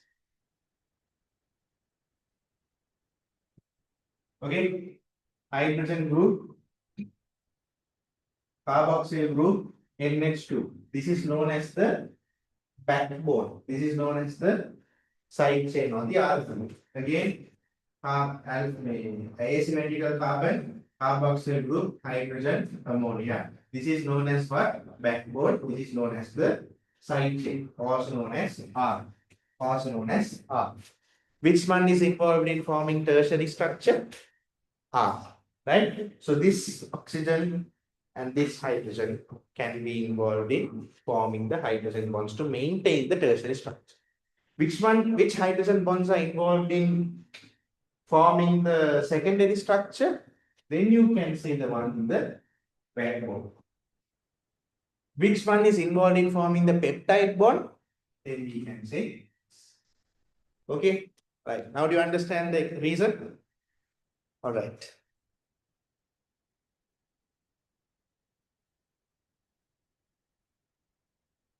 Question number 9. Which of the following is not a protein? Hemoglobin, insulin, neurotoxin, coenzyme A and K. Hemoglobin, like we saw, it's a protein involved in transport of what? Oxygen and carbon dioxide. Then insulin. Insulin is also protein. What type of a protein? With hormonal function. What does insulin do? It reduces blood glucose level. So it is also a protein. Neurotoxin. Most neurotoxins are made up of proteins, but that is not given in the resource book, so you don't have to worry about it. Then let's go to keratin. Keratin is a type of protein. Which level? Which type of structure? Keratin? Secondary structure. Which one? Alpha helix or beta pleated? Alpha helix. Keratin is alpha helix secondary structure. So keratin is also a protein. Coenzyme. What is the definition of cofactors? Very good. Non-proteinous components that are essential for the activity of an enzyme. It's there right in the name. Non-proteinous components. So then coenzyme is also a non-proteinous component. So what is the difference between cofactor and coenzyme? If a certain cofactor is made up of organic molecules, then it is known as a coenzyme. So sometimes magnesium, copper, they can act as cofactors because they are inorganic. But if you take FAD, right, NAD, those act as coenzymes because they are organic molecules. Do you understand the difference? Okay, so the correct answer would be answer number 4. Which one of the following consists phosphodiester bond in their structure? I haven't skipped a question.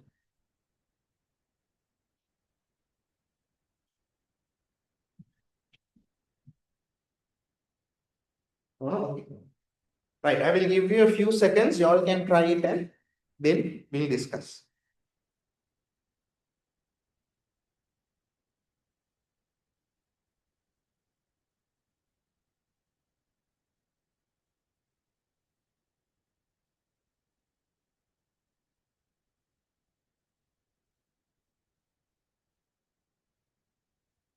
Online students, any questions?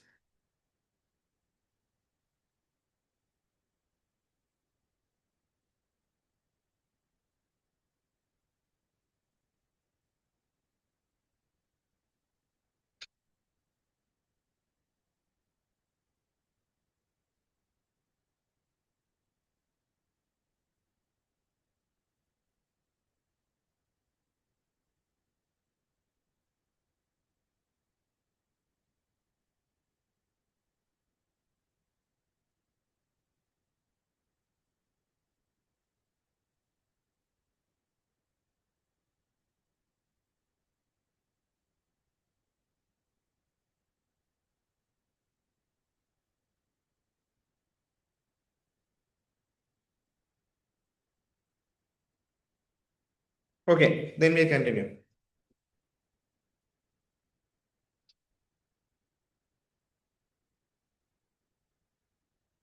Which one of the following consists phosphodiester bond in its structure?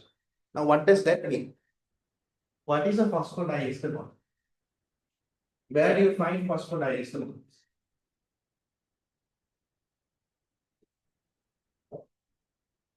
Like in carbohydrates, you find glycosidic bond. In fats, you find ester bond. In proteins, you find peptide bonds. In nucleic acids, you will find phosphodiester bonds. So let's draw a small nucleic acid. So nucleic acids consist of what? That's a weird looking pentagon. Okay, you have a pentose group, you have a nitrogenous base, then you have a phosphate group. Then you have another pentose sugar, nitrogenous base, and phosphate group. Yeah, this one. Okay, so now when a bond is formed between the OH of the third carbon and this phosphate group, you call it a phosphodiester bond. So this phosphate group also has OH and O double bond O and OH, right? So when this forms a bond by removal of what? A water molecule, you will get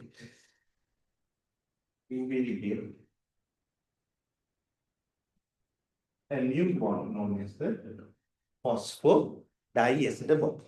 Okay, so then this should be found in which molecules? Nucleic acids. Specifically, which nucleic acids? Nucleic acids which are capable of forming new polynucleotide chains. Now imagine if you had only one nucleic acid. Are these connected by phosphodiester bonds? No. This is what you call a phosphodiester bond. So if you take a single nucleotide, does it have any phosphodiester bonds? No. When you start forming more than one nucleotide and you connect them only, you form phosphodiester bonds. Is that clear? Right. Now let's look at the examples. mRNA. Is mRNA a single nucleotide or polynucleotide? Polynucleotide. mRNAs also contain large number of ribonucleotides. Okay, so each ribonucleotide will be connected by a phosphodiester bond. So mRNA will have a phosphodiester bond. What about triacyl glycerol? We just saw it before. What is that bond called? Ester bond. So not phosphodiester bond. Phospholipid. What type of bond is formed in phospholipid? Between glycerol and fatty acids. Again, same thing. What is formed? Ester bond, not phosphodiester bond. Then NADP.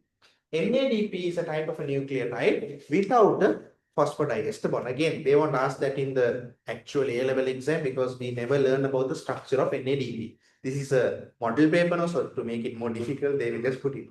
However, ATP, that they can ask. Can ATP have a phosphodiester bond? No. Why? What is the structure of an ATP? This, but with many phosphates. 1, 2, 3 phosphates. So, to form a phosphodiester bond, what should happen? Between the OH of the third carbon and the OH of the phosphate group attached to the fifth carbon. So, this is oxygen. There is oxygen. That is oxygen. Carbon number 1, carbon number 2, carbon number 3, carbon number 4. And you remember, there is actually a carbon number 5 like this. This phosphate is actually attached to this carbon, but that will disrupt the nice pentagon shape, so they don't include that. Okay? Right. So, in an ATP molecule, phosphodiester bond is not formed. So, therefore, the correct answer for that question will be mRNA. Is that clear? Is that clear? Online students?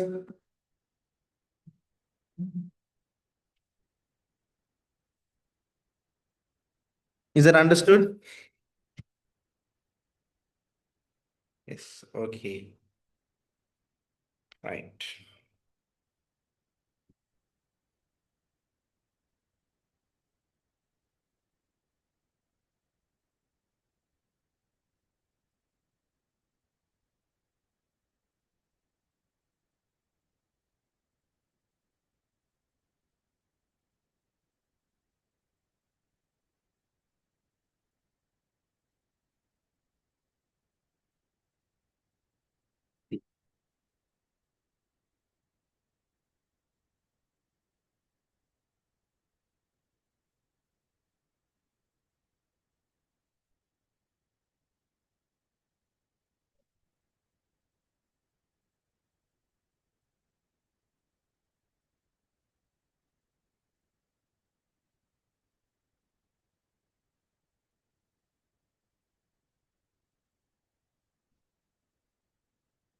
Okay, then next question.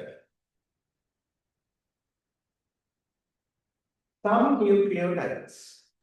Okay, they are not just saying nucleotides, they are saying some nucleotides. So even if some of those nucleotides have these functions or these structures, you should be able to put it as true. Some nucleotides contain hexosugars, pentose. It has to be either deoxyribose or ribose. Is that clear? Okay. So act as organic cofactors. What does that mean? What does that mean? Organic cofactors means they are coenzymes. What is the function of coenzyme? They are non-proteinous components that are involved in the activity for enzymes. So NADP, NADP, NAD plus, NADP plus, NAD plus. These can act as coenzymes. So NADP plus is used in photosynthesis, NAD plus is found in cellular respiration. Okay, right. Then serve as enzymes. Can they serve as enzymes? No, they are coenzymes. That means they are just a son of. For example, what is a coenzyme? If you take a chemical reaction such that you want to go from Colombo to Jaffna. Okay, that is a chemical reaction, Colombo to Jaffna. Without a car, also you can go to Colombo to Jaffna. But how long will it take? It will take maybe weeks to walk to Jaffna. But if you have a car, you can go within 8 hours. So that is a function of an enzyme. The enzyme is like a car. Cofactors are like the key to a car. The key alone, you can't ride on a key and go all the way to Jaffna, can you? No. So the key alone can't take you to Jaffna. But the key can help start the car, and that car can take you all the way to Jaffna. Can there be cars without keys? No. Can you? Have you ever heard of push start? There are certain vehicles where if you just push a button, it will start. So that means there are certain enzymes which do not need cofactors. However, if an enzyme needs a cofactor, without that cofactor, that enzyme cannot function. So if you take my car, it requires a key. So even though I have the car, if I forget my key or if I lose my key, I will not be able to drive back home. Is that clear? So the car is the enzyme, the key is the cofactor. Okay? Right. So nucleotides cannot serve as enzymes, but rather they are coenzymes. Act as oxygen carriers. That is also false. NAD plus, NAD plus, and also FAD. They don't act as oxygen carriers, they act as electron carriers. Where do they act as electron carriers in? If you take NAD plus functions in cellular respiration. NAD plus will obtain an electron along with hydrogen to form NADH. Then they will carry this electron all the way to the electron transport chain. So you see how it is an electron carrier. Same thing for NADP plus. NADP plus will form NADPH. Where? In the light reaction of photosynthesis. And then this NADPH will be carried all the way to the Calvin cycle to be used. Okay, so you see how they are carrying their specific electrons and hydrogen. So therefore, they are called electron carriers. Same thing for FAD. FAD is used where? Cellular respiration. Is that clear? Okay.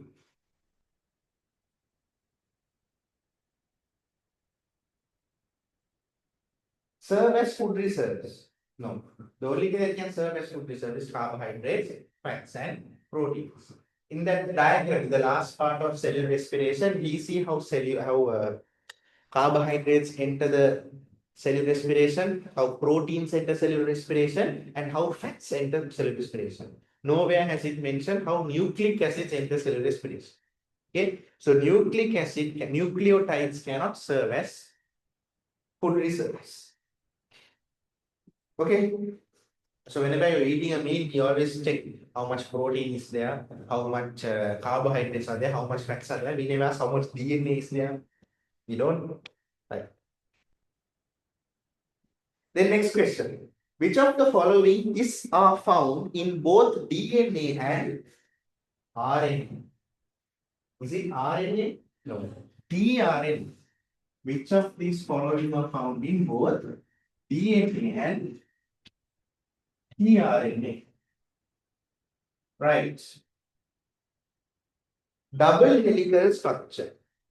Can you find an RNA? Sorry, is tRNA having a double helical structure? What type of a structure does tRNA have? Three loop structure. Just saying loop structure is not enough. Okay, it's a three loop structure. While DNA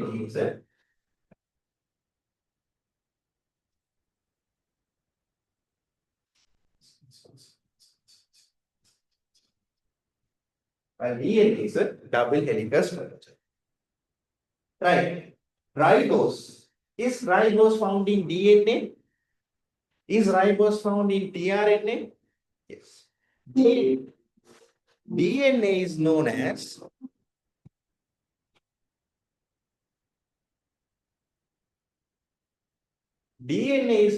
deoxyribonucleic acid. That means their pentose sugar is made up of deoxyribose, while tRNA is transfer RNA, ribonucleic acid. So then their RNA is made up of ribose. Okay, the pentose sugar is ribose. Is that clear? So ribose is only found in RNA. Sugar phosphate backbone. Can that be found in RNA? Right. I erased that diagram. Okay, never mind. Can sugar phosphate backbone be found in RNA? So let's draw a ribonucleotide. Okay.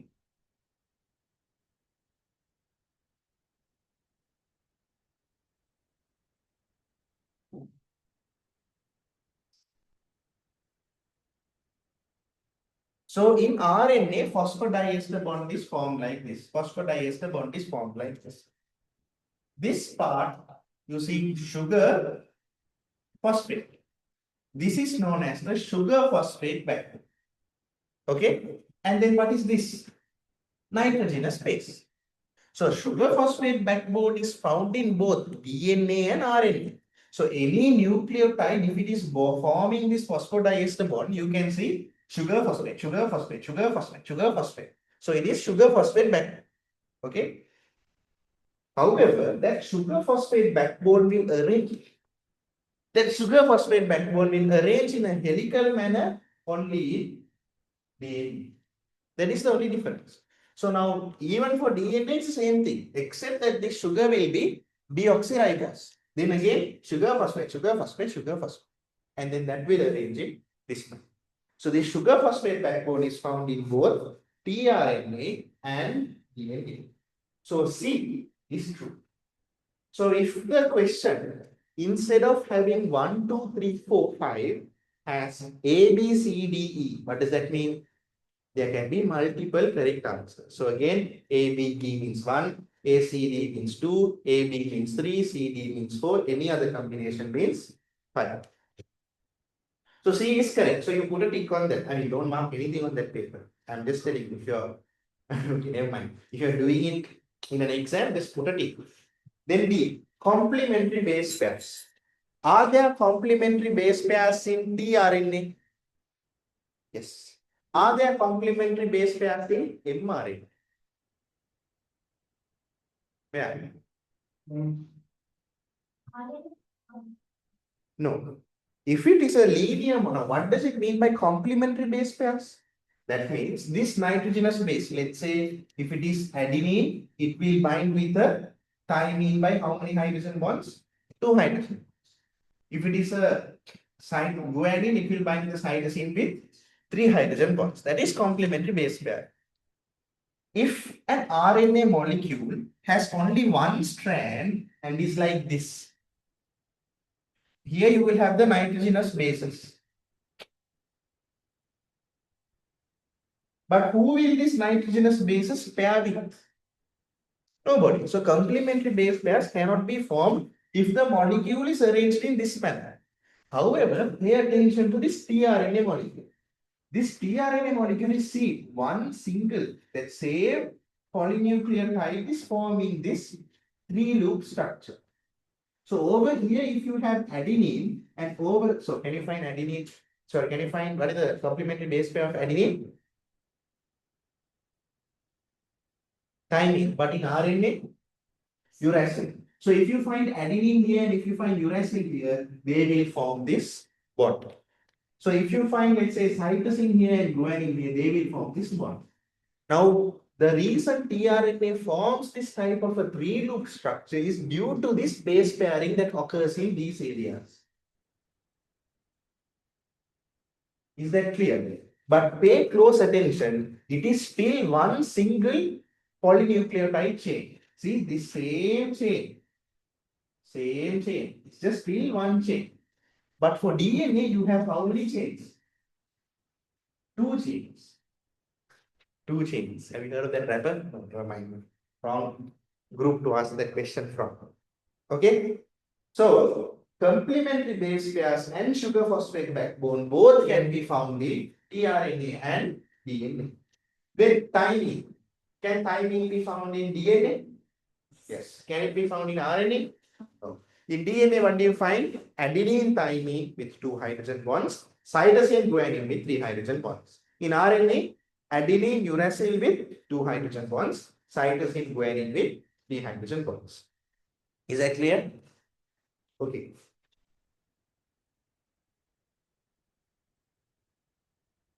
Any questions so far?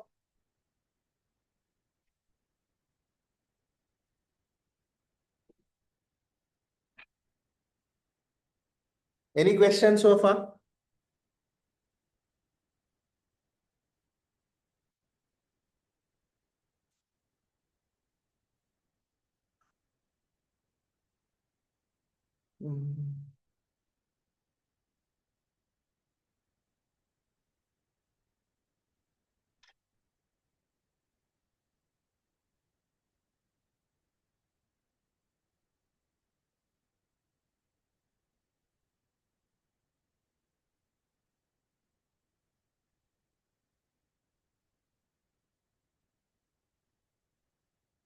Can we say rRNA has complementary base pairs? rRNA structure hasn't been given in the resource book, so they won't pass. Okay, mRNA they will ask, tRNA they will ask. rRNA has a complex irregular structure. So if a complex irregular structure means the single strand undergoes coiling like this, maybe they can form base pairs. But since the structure is not given in your resource book, they won't ask that question. Okay. Then if that is clear, then we can move on to the next part. Okay. Which of the following molecules thymine is found as a compound? Do that question. What is the answer?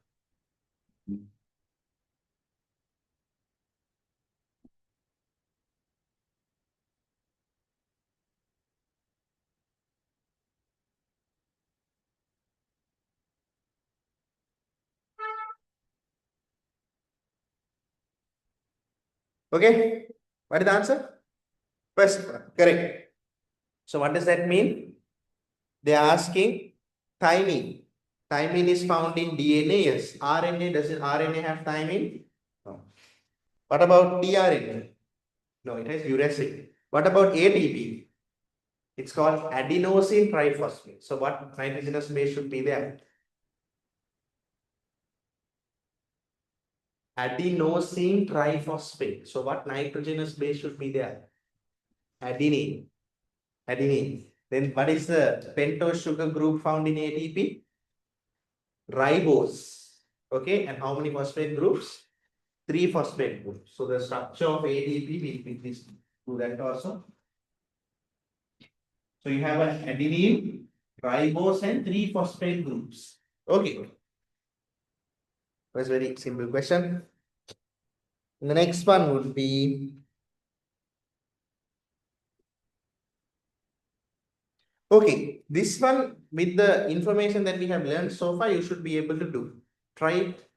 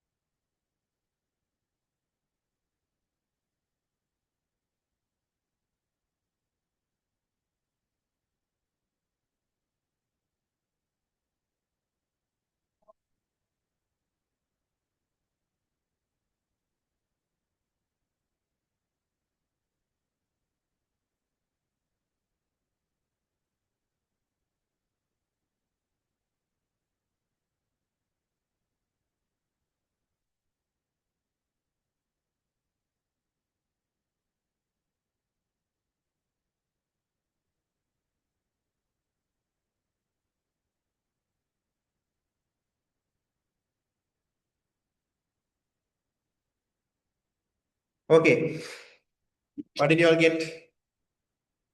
C and D. Okay, we'll see. Yes. A, C, and D. Very good. So, what are the following statements regarding nucleotides is correct? NADP plus functions as an electron carrier. We learned this on and as an oxidizing agent. If something is acting as an oxidizing agent, what does it undergo? Reduction. Oxidizing agent means it causes other compounds to undergo oxidation. So if you take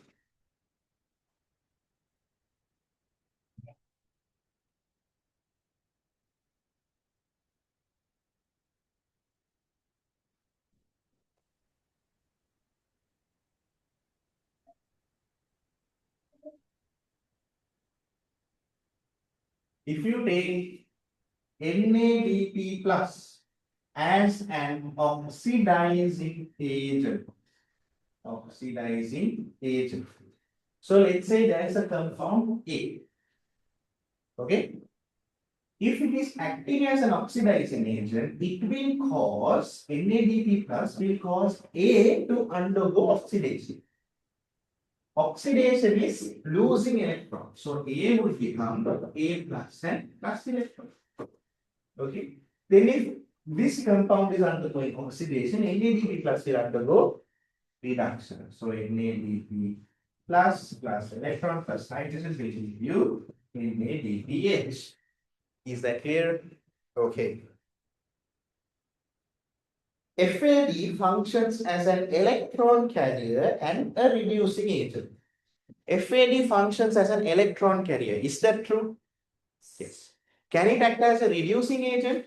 False. What type of an agent? Oxidizing agent. FAD will form FADH2. Okay. Right. NADP plus and FAD functions as coenzymes and electron carriers. Again, they repeat the same. So that is also true. NAD plus functions as electron carrier and oxidizing agent. Again, same thing. That is also true. NAD plus and NADP plus functions as coenzymes and reducing agents. Is that true? Reducing agents means false. Right. So answer is true.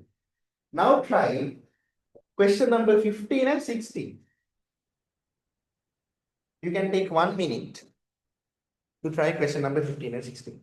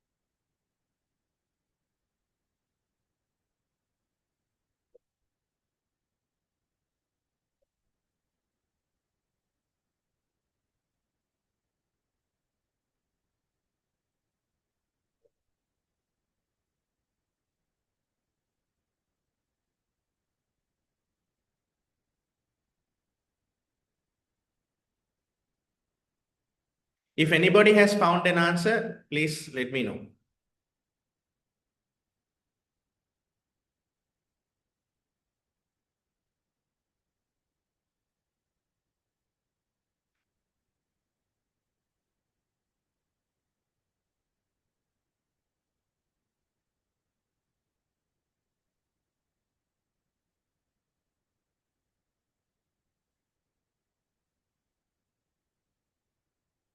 All right, we have one answer and that is correct. What about the others? For which one? Question number 15. Fifth one, okay. 16.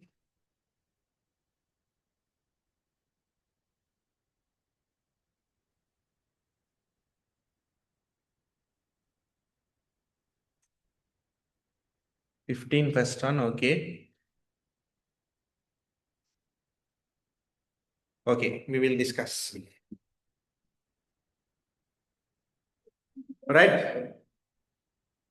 Question number 15. Which of the following contains nitrogen and phosphorus as component elements in addition to carbon, hydrogen, oxygen? So what are they asking? Which of these following compounds contain carbon, hydrogen, oxygen, nitrogen, and which organic molecule has this? Nucleic acid. So fats, that means lipids, what do they have? Carbon, hydrogen, oxygen. Carbohydrates, what do they have? Carbon, hydrogen, oxygen. Proteins, what do they have? Carbon, hydrogen, oxygen, nitrogen, sulfur. Okay, right. Nucleic acids, what do they have? Okay. Is that clear? Right. So then let's look at the options. NAD plus and tRNA. NAD plus is a nucleic acid. So therefore it has carbon, hydrogen, oxygen, nitrogen, and phosphorus. tRNA also a nucleic acid. So it also has carbon, hydrogen, oxygen, nitrogen, and phosphorus. So then answer is number 1. However, let's look at number 2. Phospholipids. Phospholipid is a type of a lipid. It has carbon, hydrogen, oxygen. Okay. But it's also known as phospholipid. So it also has a phosphate group. So you have carbon, hydrogen, oxygen, and but if you look at the image in your resource book, when they draw the structure of phospholipids, they draw two fatty acids, the glycerol and the phosphate group, and then additional molecule, polar molecule called choline. Choline had a nitrogen. So technically, if phospholipids now, the type of phospholipid contains choline as a polar molecule. So choline has nitrogen. So therefore, carbon, hydrogen, oxygen, nitrogen, phosphorus can come for phospholipids also. So in this question, they have taken multiple answers. We'll see why. So far answer number 1 and 2 are correct. Third one, chitin and hemoglobin. Chitin is what? A polysaccharide. So carbohydrates have carbon, hydrogen, and oxygen. What is special about chitin? It is a nitrogen containing polysaccharide. So carbon, hydrogen, oxygen, and nitrogen. Does it have phosphorus? No. What about hemoglobin? Hemoglobin is a protein. So it has carbon, hydrogen, oxygen, nitrogen, and sometimes sulfur. Okay. So phosphorus is not there. So answer number 3 is false. What about ribose and deoxyribose? Ribose is a nucleic acid, deoxyribose is a nucleic acid, therefore CHONP. Is that the answer? No. Just because they say ribose or deoxyribose doesn't mean they are nucleic acid. Ribose is a 5-carbon monosaccharide. Deoxyribose is a 5-carbon monosaccharide. Okay. So monosaccharides, what do they contain? Carbon, hydrogen, and oxygen. So that is also false. Then statement number 5, phospholipids and ATP. Like I mentioned before, phospholipids also can come. Then ATP also has carbon, hydrogen, oxygen, nitrogen, and phosphorus, right? They have the phosphate group, so they have the phosphate part. Nitrogenous base, the nitrogen part. And they have the monosaccharide. What is the monosaccharide there? In ATP? What? What is the monosaccharide in ATP? What is the pentose sugar in ATP? Is it ribose or deoxyribose? Right. Answer the question really then. Very simple. Okay. So then you get the ribose from carbon, hydrogen, and oxygen. Okay. So then the correct answers for that would be 1, 2, or 5. But the best answer is 1. Because certain phospholipids don't have choline, they have something else. Okay. So best answer would be number 1. Then question number 16. Which of the biological molecules contains sulfur as a compound? Chitin. Does it contain sulfur? Chitin is a polysaccharide. Polysaccharide means they have carbon, hydrogen, oxygen. What is special about chitin? See how many times the same thing is repeating again and again? Okay. What is special? Because it has nitrogen. So chitin cannot come. Then DNA. What is the composition of DNA? Carbon, hydrogen, oxygen, nitrogen, and phosphorus. So that also can't come. Alright. Then lipid, carbon, hydrogen, oxygen. Protein, carbon, hydrogen, oxygen, nitrogen, and sulfur. Cellulose, carbon, hydrogen, oxygen. So we are asking a question about ATP. What is the sugar? So this is the structure of ATP. Structure of ATP, you have a pentose sugar, you have a nitrogenous base, and you have 3 phosphate groups. The pentose sugar is ribose. Nitrogenous base is adenine. And then you have 3 phosphates. So a nucleotide without the phosphate group is known as a nucleoside. So adenine then will be called as adenosine. Guanine will be then called as guanosine. Now if I cover this, what can you call this as? Adenosine. How many phosphates are there? 3. Another name for 3 is tri. Adenosine triphosphate. That doesn't mean ATP is a nucleoside. The way they are naming it is they are naming this part and they are links. Okay. So ribose, adenine, and 3 phosphate groups. Is that clear? Okay.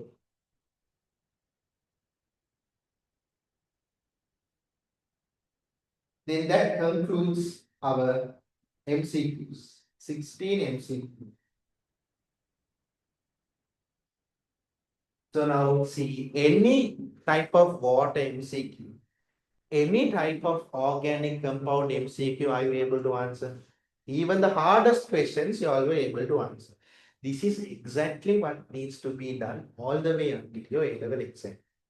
So now for this topic, organic compounds. Now again, the difficulty in A-level biology is not the theory. The theory is sometimes easy to understand.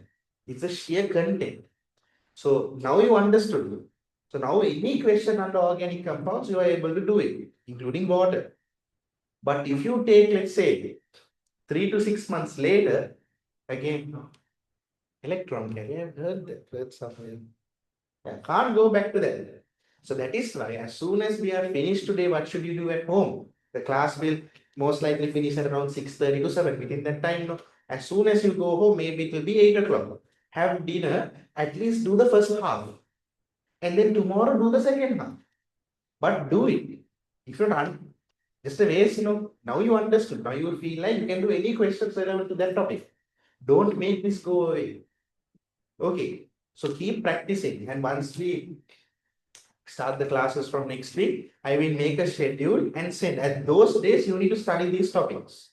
Is that clear? Okay. Now all of you, if you know organic compounds well, means even you and even the person who's going to get an island rank, number 1, both of you have the same knowledge in organic compounds. True or false? True. And that is also like an MCQ. Okay. So same knowledge. So don't let that gap increase. Understood? So you have to keep doing what I tell you, and then eventually you can go far. Right. So then that concludes our MCQs. So all there is left is a structure and the essay. So we will take a small break. I've been speaking non-stop for 2 hours and 45 minutes. Okay, so time is 5:48. We will start the class again at 6 o'clock. Okay. If you feel sleepy, go and wash your face and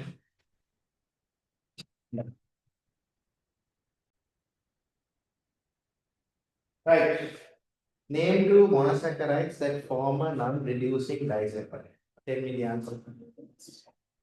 Very good. Glucose and fructose. Why? What is a non-reducing disaccharide? Sucrose. So what forms sucrose? Glucose and fructose. What does it give? Sucrose and water. What is that reaction called? What is the bond that is formed? Name a monosaccharide including ketose type. What is it?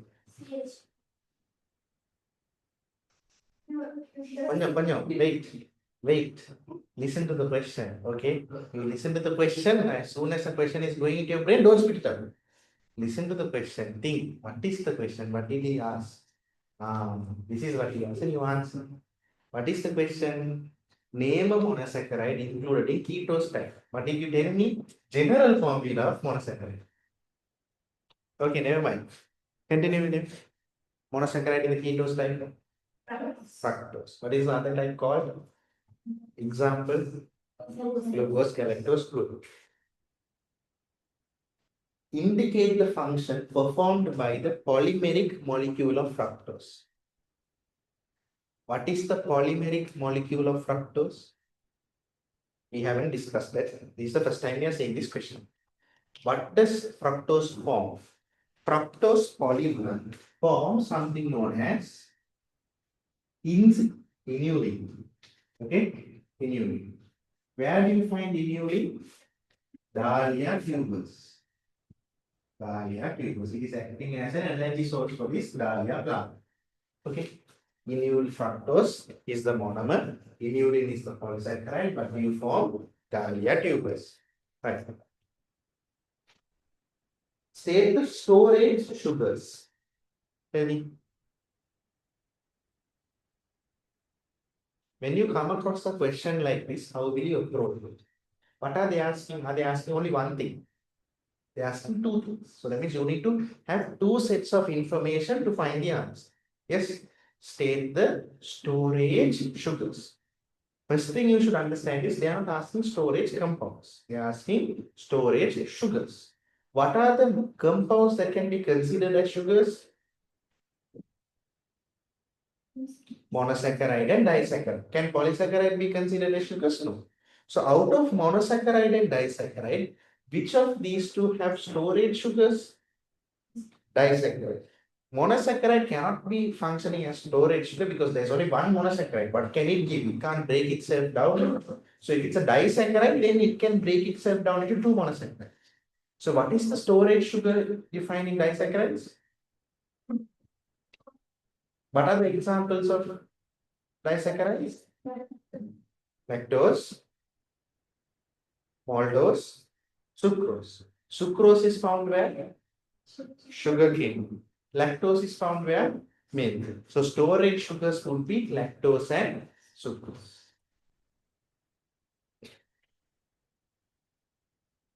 What is the monomer of each of the following? What is the monomer of pectin? You are telling me everything now. What is the monomer of pectin? Galacturonic acid. Monomer of pectin is galacturonic acid. What is the function of pectin? Where is it found? In middle lamella. Right. Hemicellulose. What is the monomer? Pentoses and hexoses. What is the function of hemicellulose? Structural component of plant cell wall. Is hemicellulose linear or branched? Branched. Okay, very good. State a structural polymer made up of glucose monomers and give two functions of it. Structural polymer. What does that mean? It needs to have a structural function. So if you take starch, what is the monomer of starch? Glucose. But does it have a structural function or storage function? Storage. So starch is wrong. What about glycogen? Can glycogen come? Can. Is it structural or storage? Storage. Glycogen storage in animals and fungi. So glycogen also come. Can't come. So what else is having glucose as a monomer? Cellulose. Cellulose. What is its monomer? Glucose. What is its function? Component of cell wall in chlorophytes and plants. Chlorophytes means what? Organisms which contain chloroplasts. You know, no, protists also contain chloroplasts, not only plants. So that is the function. Cell wall component of plants and cell wall components of chlorophytes. Is that clear? Okay. Name a polysaccharide that is branched and act as a structural component. What is it? Hemicellulose. Very easy, no? Same thing they are asking again and again. Because they feel like hemicellulose is a compound where you can link so many things. It is branched. It has a what is its monomer? Pentose and hexose. So it's a different type of thing. What is its function? Structural component. So they can involve all three to make questions, which is why hemicellulose is commonly asked. Right. Name the monomer of a polysaccharide which is component of the fungal cell wall. Okay, you're right. But when you find this question, first thing you should write is fungal cell wall. What do you find in fungal cell wall? Chitin. What is the monomer of chitin? Glucose. So you won't get mixed up. Okay? Right. Filtrate of sugarcane is given. How do you identify the presence of non-reducing sugar in the given sample? This is something that we haven't done today. We will do it. Okay. So filtrate of a sugarcane solution. So you take 2 centimeter cube of that. You add it into a boiling tube. Okay. Onto that boiling tube, you add 1 cubic centimeters of HCl. Okay. Right. So you get 2 cubic centimeter, 1 cubic centimeter of HCl. Then you are heating it. You're heating it, letting it boil, then you shake it, right? Then after you finish heating it, that means after it boils and comes back to the normal temperature. So now you will have what?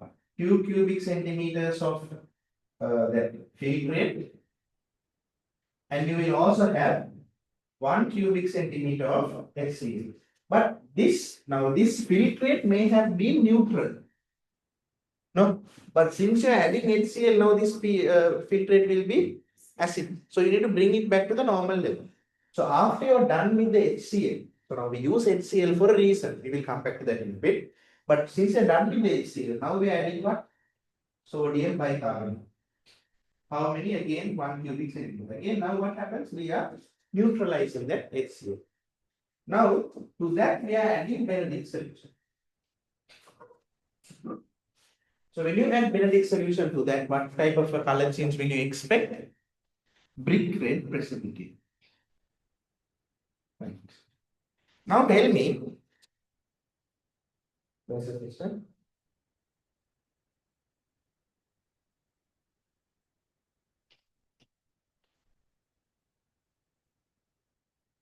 Okay.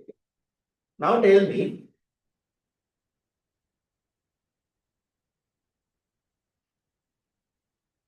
what is the purpose of adding this HCl? To break down the sucrose into glucose and fructose. Is sucrose a reducing sugar? So will it react with Benedict? But is glucose and fructose a reducing sugar? So then it can react with Benedict solution. So this is how you should do for a solution which contains a non-reducing sugar. You need to first add HCl, and that HCl will break it down, and then that remaining monosaccharide can be with the Benedict state. Name a solution that can be used as an indicator to demonstrate amylase activity on starch. Iodine. That iodine experiment where you put it on a white tile, we will discuss that when we learn enzymes, not here. Okay? Right. Name the 3 major types of lipids found in organisms. What are the 3? Phospholipids, fats, and cholesterol. Okay, very good. Sorry, phospholipids, fats, and steroids. Okay, so these are the three major types of lipids found in organisms. So phospholipids we learned, fats also we learned, steroids however we don't learn in our syllabus. Okay, the only steroid that we learn is about cholesterol. Okay, right. Then what is the type of lipid that forms a major component for the cell membrane? Phospholipid, right? Why? Because phospholipid is what type of a molecule? Does it have hydrophobic nature? Does it have hydrophilic nature? So then when you have both natures, what do you call it? Amphipathic molecule. So this amphipathic nature allows phospholipid to arrange in a bilayer like this, having a hydrophobic interior and a hydrophilic exterior. So this helps it to form a cell membrane. So that is why phospholipid is a major component of cell membrane. State two differences between animal fats and plant fats. Okay, animal fats is found. Animal fats is made up of saturated fats, while plant fats are made up of unsaturated fats. Saturated fats are solid, while unsaturated fats are mostly liquid. If you let's see whether you remember this explanation. You remember when you form fatty acids, you have this carboxylic acid group at one terminal, and then you have this long carbon chain. Yes. However, when you have a double bond in this long carbon chain, what happens? They have a small kink in the structure. So now the structure starts looking like this. Plant fats are made up of unsaturated fats. So unsaturated fats have unsaturated fatty acids. Now keep in mind, this is very easy to understand. So saturated fatty acids is like straight, it doesn't have a kink. So when you have saturated fatty acids, they can easily closely pack with each other. So when something is closely packed, is it more likely to be solid, liquid, or gas? Solid. Now let's introduce a kink. So now when there is a kink like this, can they come and closely pack with each other? So now this creates a gap. So when there are gaps between molecules, they are more likely to be solid, liquid, or gas. Liquid. So when do you have this kink in the molecules? When you have what bonds? Double bonds. Which type of fatty acids have double bonds? Unsaturated fatty acids. So plant fats are made up of unsaturated fats, which are made up of unsaturated fatty acids, which have a double bond, which create a kink, which increase gaps between molecules. Therefore, they are liquid. Is that clear? So these are the differences you find between animal fats and plant fats. So then after that, we have main structural difference between saturated fatty acids and unsaturated fatty acids. Again, same thing, presence of and absence of double bonds. Name the elements common for all the amino acids. Then, what is the element that is common to all of the amino acids? Okay, hydrogen.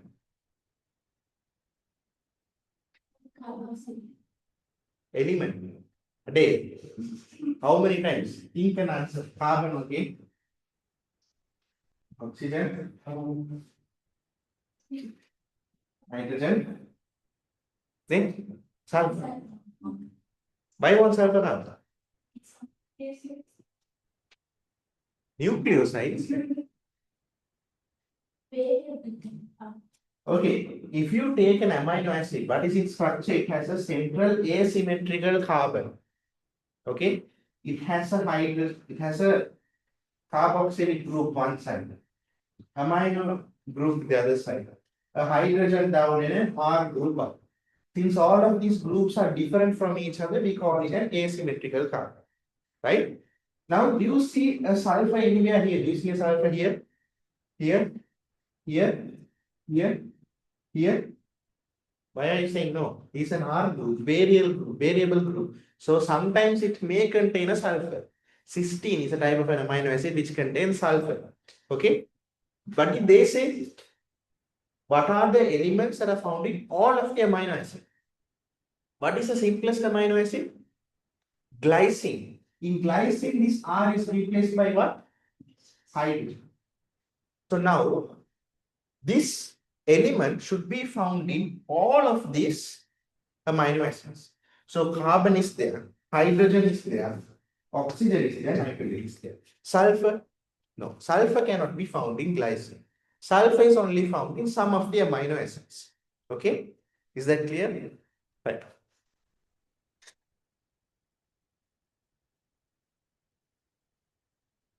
Then, next question. Why are amino acids considered as amphoteric molecules?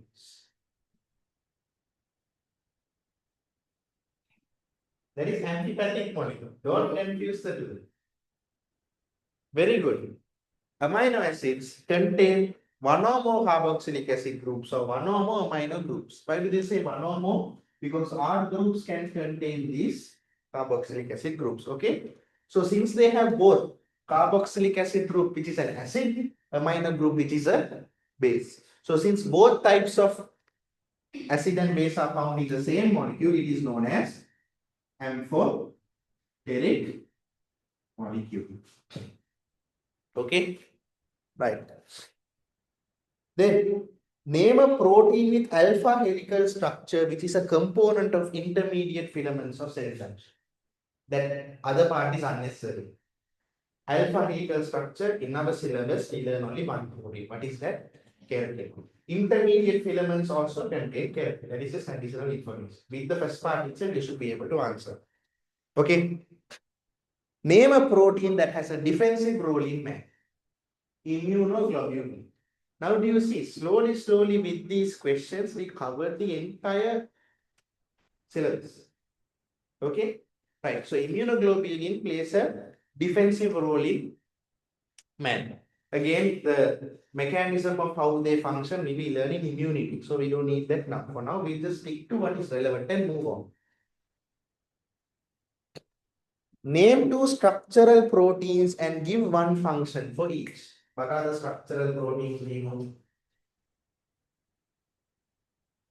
Structural protein. We just spoke of that protein.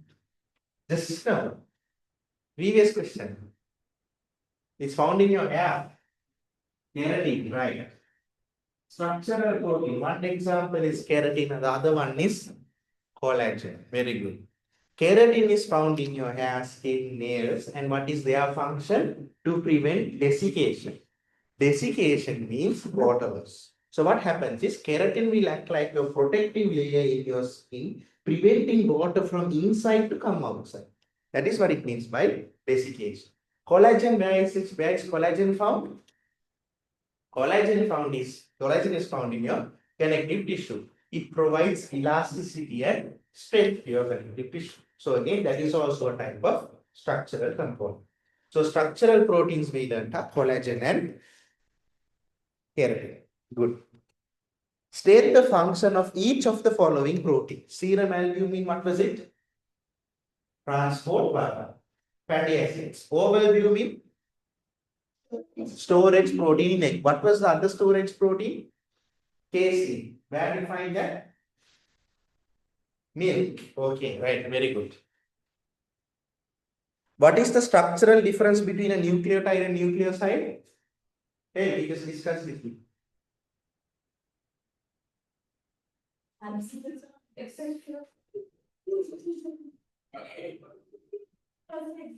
Without the phosphate group. Okay. If this is the pentose sugar, nitrogenous base, phosphate group. So this one will be known as a nucleotide. Remove this. This is known as a nucleoside. Okay. So if it's a nucleotide, it will be adenine. Nucleoside, it will be adenosine. Guanine, guanosine. Thymine, I don't know. It's called thymonosine. Okay. Right. Then, what is the next one? State how base pairs occurs in RNA. Tell me.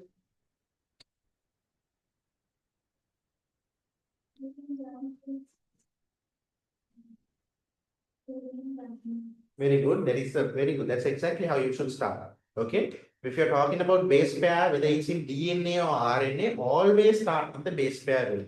Adenine binds with. Just now I said very good. I should take it back. Adenine binds with uracil in RNA. Cytosine binds with guanine. Just saying bind is not enough. Adenine and uracil 2 hydrogen bonds. Cytosine, guanine 3 hydrogen bonds. Now RNA, how does it form complementary base pairs? RNA can form complementary base pairs within the same molecule. So example would be in the tRNA, how they form within the same molecule. Sometimes two RNAs can come together to form complementary base. Okay, is that clear? All right. So then that is how base pairing occurs in RNA. State two common functions of NAD plus, NADP plus, and NAD. Act as an electron carrier and coenzyme, but coenzyme is now removed from the resource book, I think. What is the other one? Agent, oxidizing agent. Okay, wait, let's see whether it's is coenzyme given in the text. It's given, okay. Act as a coenzyme, oxidizing agent, and electron carrier. So these are the common functions. Then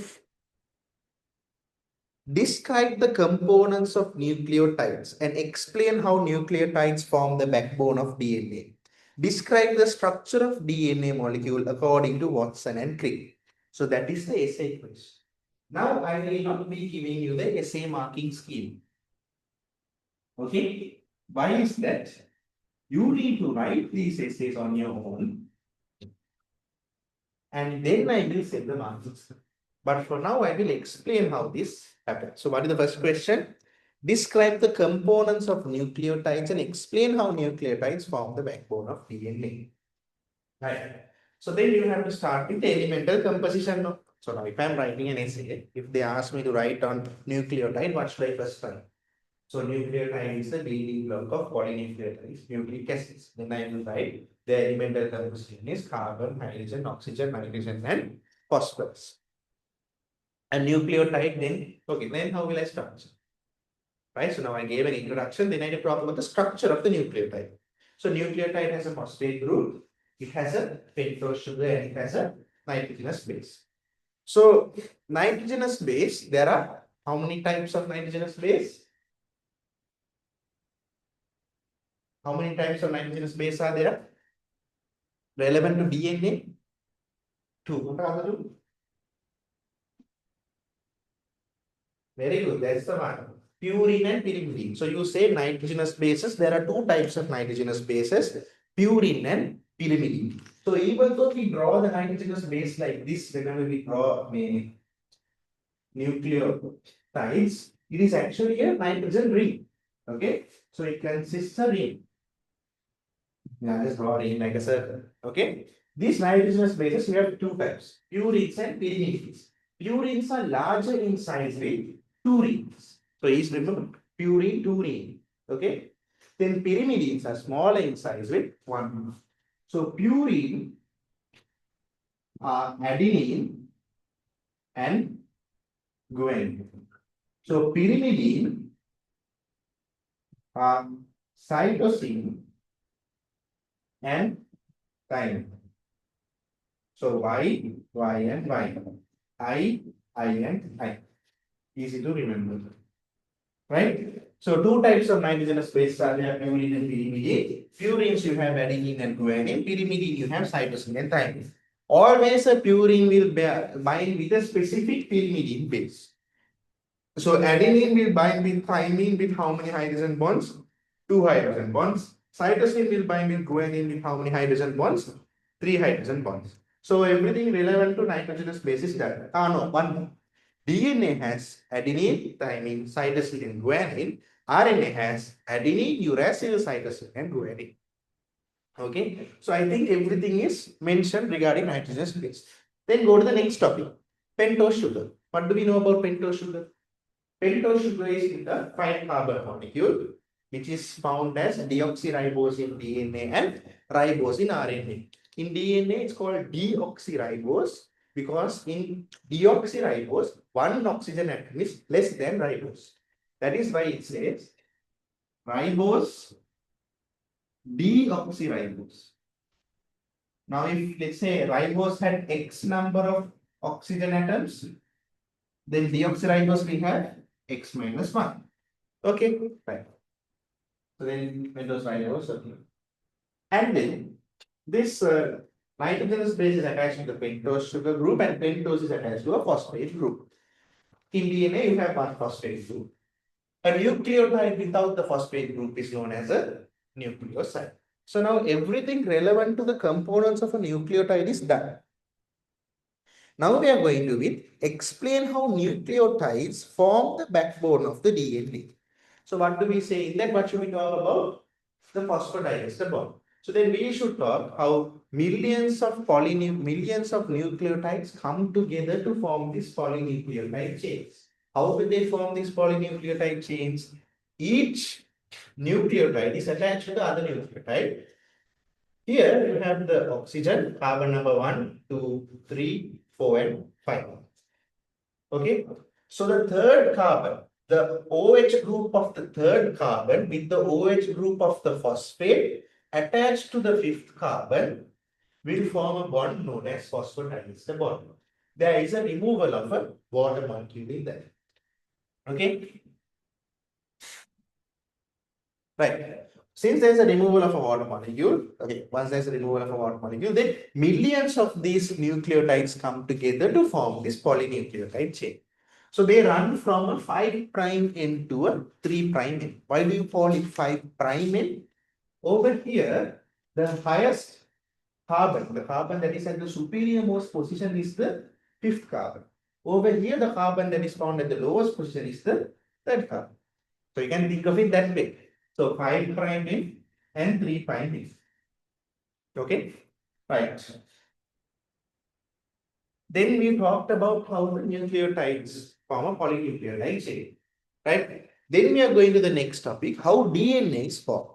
So in DNA, you have this polynucleotide chain, but do you only have one strand? No, you have two strands. You have two polynucleotide strands running opposite, anti-parallel to each other with complementary base pairing between the nitrogenous bases as explained above. Okay. On the outside of the helix, so it will form a double helical structure. Each helix will have 10 nitrogenous base pairs in the interior. Then on the outside of the helix, you have the sugar phosphate backbone, and the inside of the helix, you have nitrogenous bases.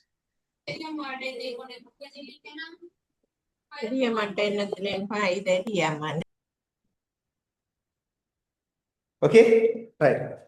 Outside of the helix, you have nitrogenous sugar phosphate backbone, and inside of the helix, you have nitrogenous bases. The two strands are said to be complementary to each other. Okay, right. So with this explanation, whatever I explained, if you wrote as an answer, you should be easily getting more than 100 marks. But how much is an essay out of 100? Maybe with whatever I said, you may be able to get 110 to 120, right? This is the reason for that. Now, I didn't memorize the essay. Just by understanding, I explained it in a methodical manner, going from top to bottom. In my knowledge, that means from what I think should come, I have told everything. Still, there will be only 110 out of 120. Why? Because I didn't prepare this essay enough. So now if I read through this essay maybe 2 or 3 times, I will be able to write it in such way I get 150. But now just on my understanding, now we also discussed the paper together. So we spoke about nucleotides there, we spoke about the DNA there. Based on that information, I explained that you should be able to get an answer somewhere like this. But for you to get 150, what should you do? You should go through the marking scheme, see where they have bolded the keywords. Those keywords must be mentioned all the points should be mentioned, diagram should be drawn. Okay, so when you draw that, you will get 150. But keep in mind, when we keep studying all the way to 10 units, how many essays will be there? More than 300 to 400. Do you think you will be able to remember all 400 essays in such a way you can write it as 150? No, surely no. But if you understand all 400, you should be able to write it to a level of 100 to 120. That means now this DNA, what I am just telling you now, I explained DNA now. Now, if you write it without looking at the textbook, you should be able to get more than 100. So when you study and understand topics like that throughout the entirety of the A-level syllabus, all the essays, the way you should understand that theory is to the point where you should be able to write an essay worth more than 100 marks. But for you to get this extra 150, you need to start writing, practicing essays, or at least without, if you look at the essay topic, without looking at the book, you need to try to say it out loud, then look at the marking scheme and see where you went wrong. Only if you practice specific essays will you be able to get 150. So our goal right now is to create a proper understanding such that every single essay we encounter, we should be able to get more than 100. Your job, once you go home, is to write down these essays to push it to 150. I told you before, no? Like if you watch that video, introduction video, I told you, F2S level students, I want to get them to B, sometimes even A with your extra effort.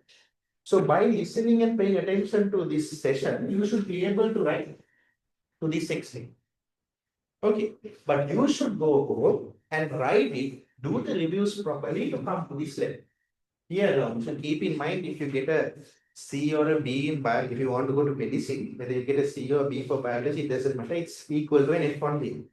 Because if you want to go to medicine, you can't go with a C or B in biology unless your physics and chemistry is like about 9. Right? So you should do this extra effort at home. Okay, will you do that? Yes, right, because it's like a new chance for you.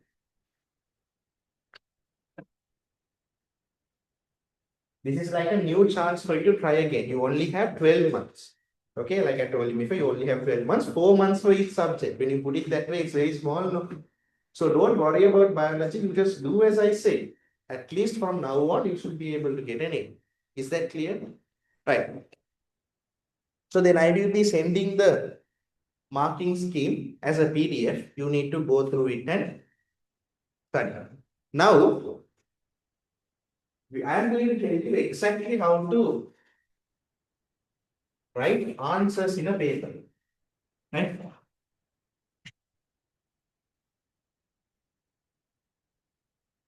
So MCQ is like the same as O level, no? So you will get 5 options. If you get a circle, what should you do? What should you do to the circle? Cross that circle clearly. Okay, no? So I will give you a final before this batch goes to do the A-level exam. I told you before I will do a seminar like how to approach the paper. But now if I tell you, you will forget it anyway by that time. But for now, when you're practicing, MCQ simple, just cross one. Don't go and cross all the 5 answers. Okay, it's not an MCQ for you, not for them. Then structure is a question. Any diagram they ask you to draw, always draw it in a pen. Blue pen, not black pen. Pencils not accepted. Is that clear? Pencils are not accepted. If they ask you for 3 functions, in a structured essay question, if they ask you for 3 functions, let's say you don't know 3 functions. You know some functions, you don't know whether it's relevant. 3 functions of smooth endoplasmic reticulum. You know functions of organelles. You don't know whether it's for smooth endoplasmic reticulum or ribosome or Golgi apparatus. So what do? 3 functions, so you wait. I will give you 5 functions. You write 1, 2, 3, 4, 5. So what do you think they will do? Either they will only check the first 3 options, or let's say this is correct, this is correct, this is correct, this is wrong, this is wrong. They can give negative marks either. But mainly they told me, I mean, one of my friends' mother is a paper marker. They will only consider the first 3. Okay, right. So no point. If you know 3 functions, just write the 3 functions. Don't go and write everything. Okay. Then what else is there? Always blue pen or black pen. Don't write with pencil. Stick to the point. If they have given you 3 lines, if they have asked you a question and given you 3 lines and you're thinking, wait, I can answer this within half a line, too, then your answer is wrong. In the A-level exam, okay, these FWC model papers, I don't know, but in the A-level exam, again and again, they go through the paper to make sure it's perfect. So if they ask you a question and they have given you 3 lines worth of space, keep in mind that answer requires 3 lines worth of space. If they given you 4 lines, use those 4 lines.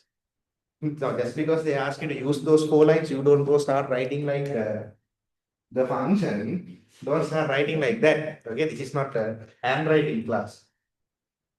So when they ask you to, when they give you 3 lines, keep in mind that answer requires 3 lines. So blue pen, black pen, 3 lines. 3 functions means 3 functions. Write with clear handwriting. Any diagram, graphs to be drawn should be drawn with pen. Then you go to the essay paper.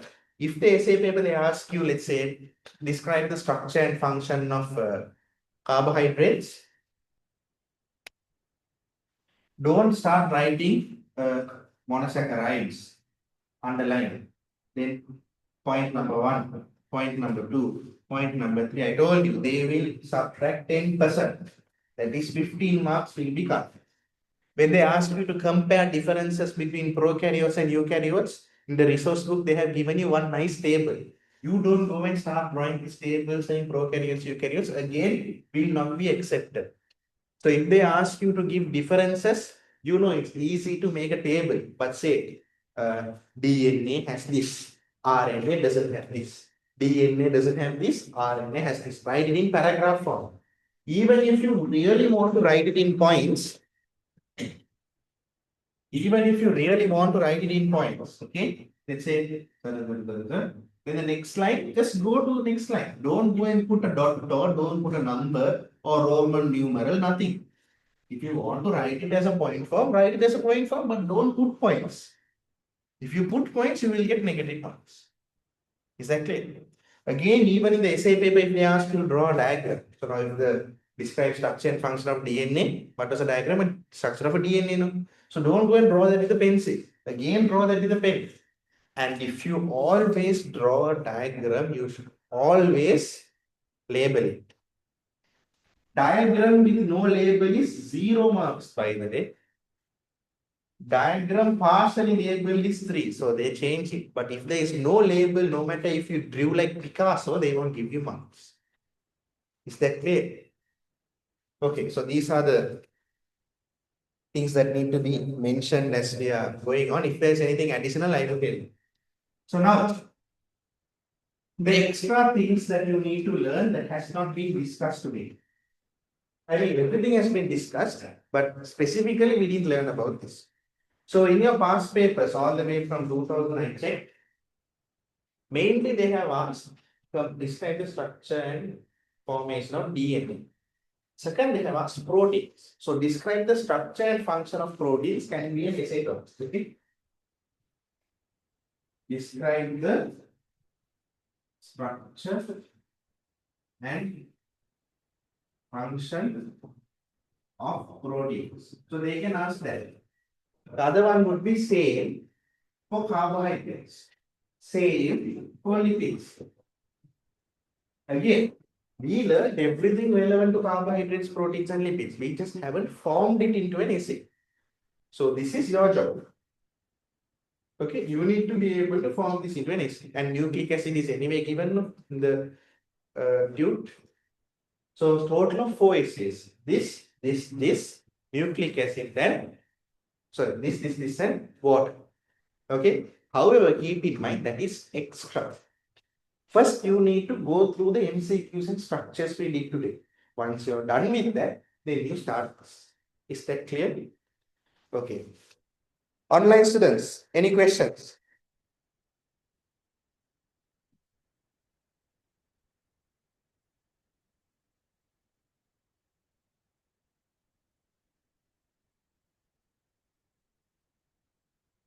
Online students, any questions?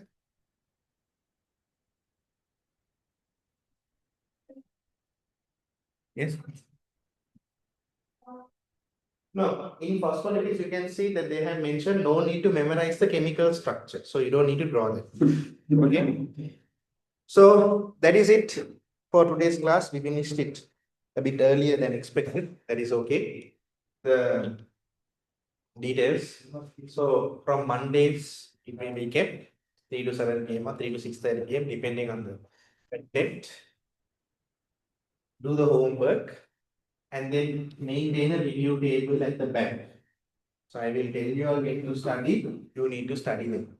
Is that clear? Okay. Take another book and start doing the review. So this is the thing. Whether you do or not, I will not be sending you outside this class. Right? Now, this is like to nurture even the ones who don't do any work now. So do it for your own sake. So you should know that pain is inevitable. That means whatever you do, you will feel pain. If you study hard, you will feel the pain of hard work. But if you don't study and do the A-level exam, you will feel the pain of regret. You decide which pain you want to feel. In my opinion, the pain of hard work is much simpler. Because when you get the pain of regret, you will not be able to change anything. Because regret means about something that happened in the past. So you can't change anything after that. So keep in mind, you have 12 weeks, 365 days. We have started the paper class at a perfect time. Study every day. Push as much as you can just for this remaining 365 days. You should be doing really well at the end of it. Okay, right. Then that is it for today. Do you have any questions to before we wrap it up? Online students?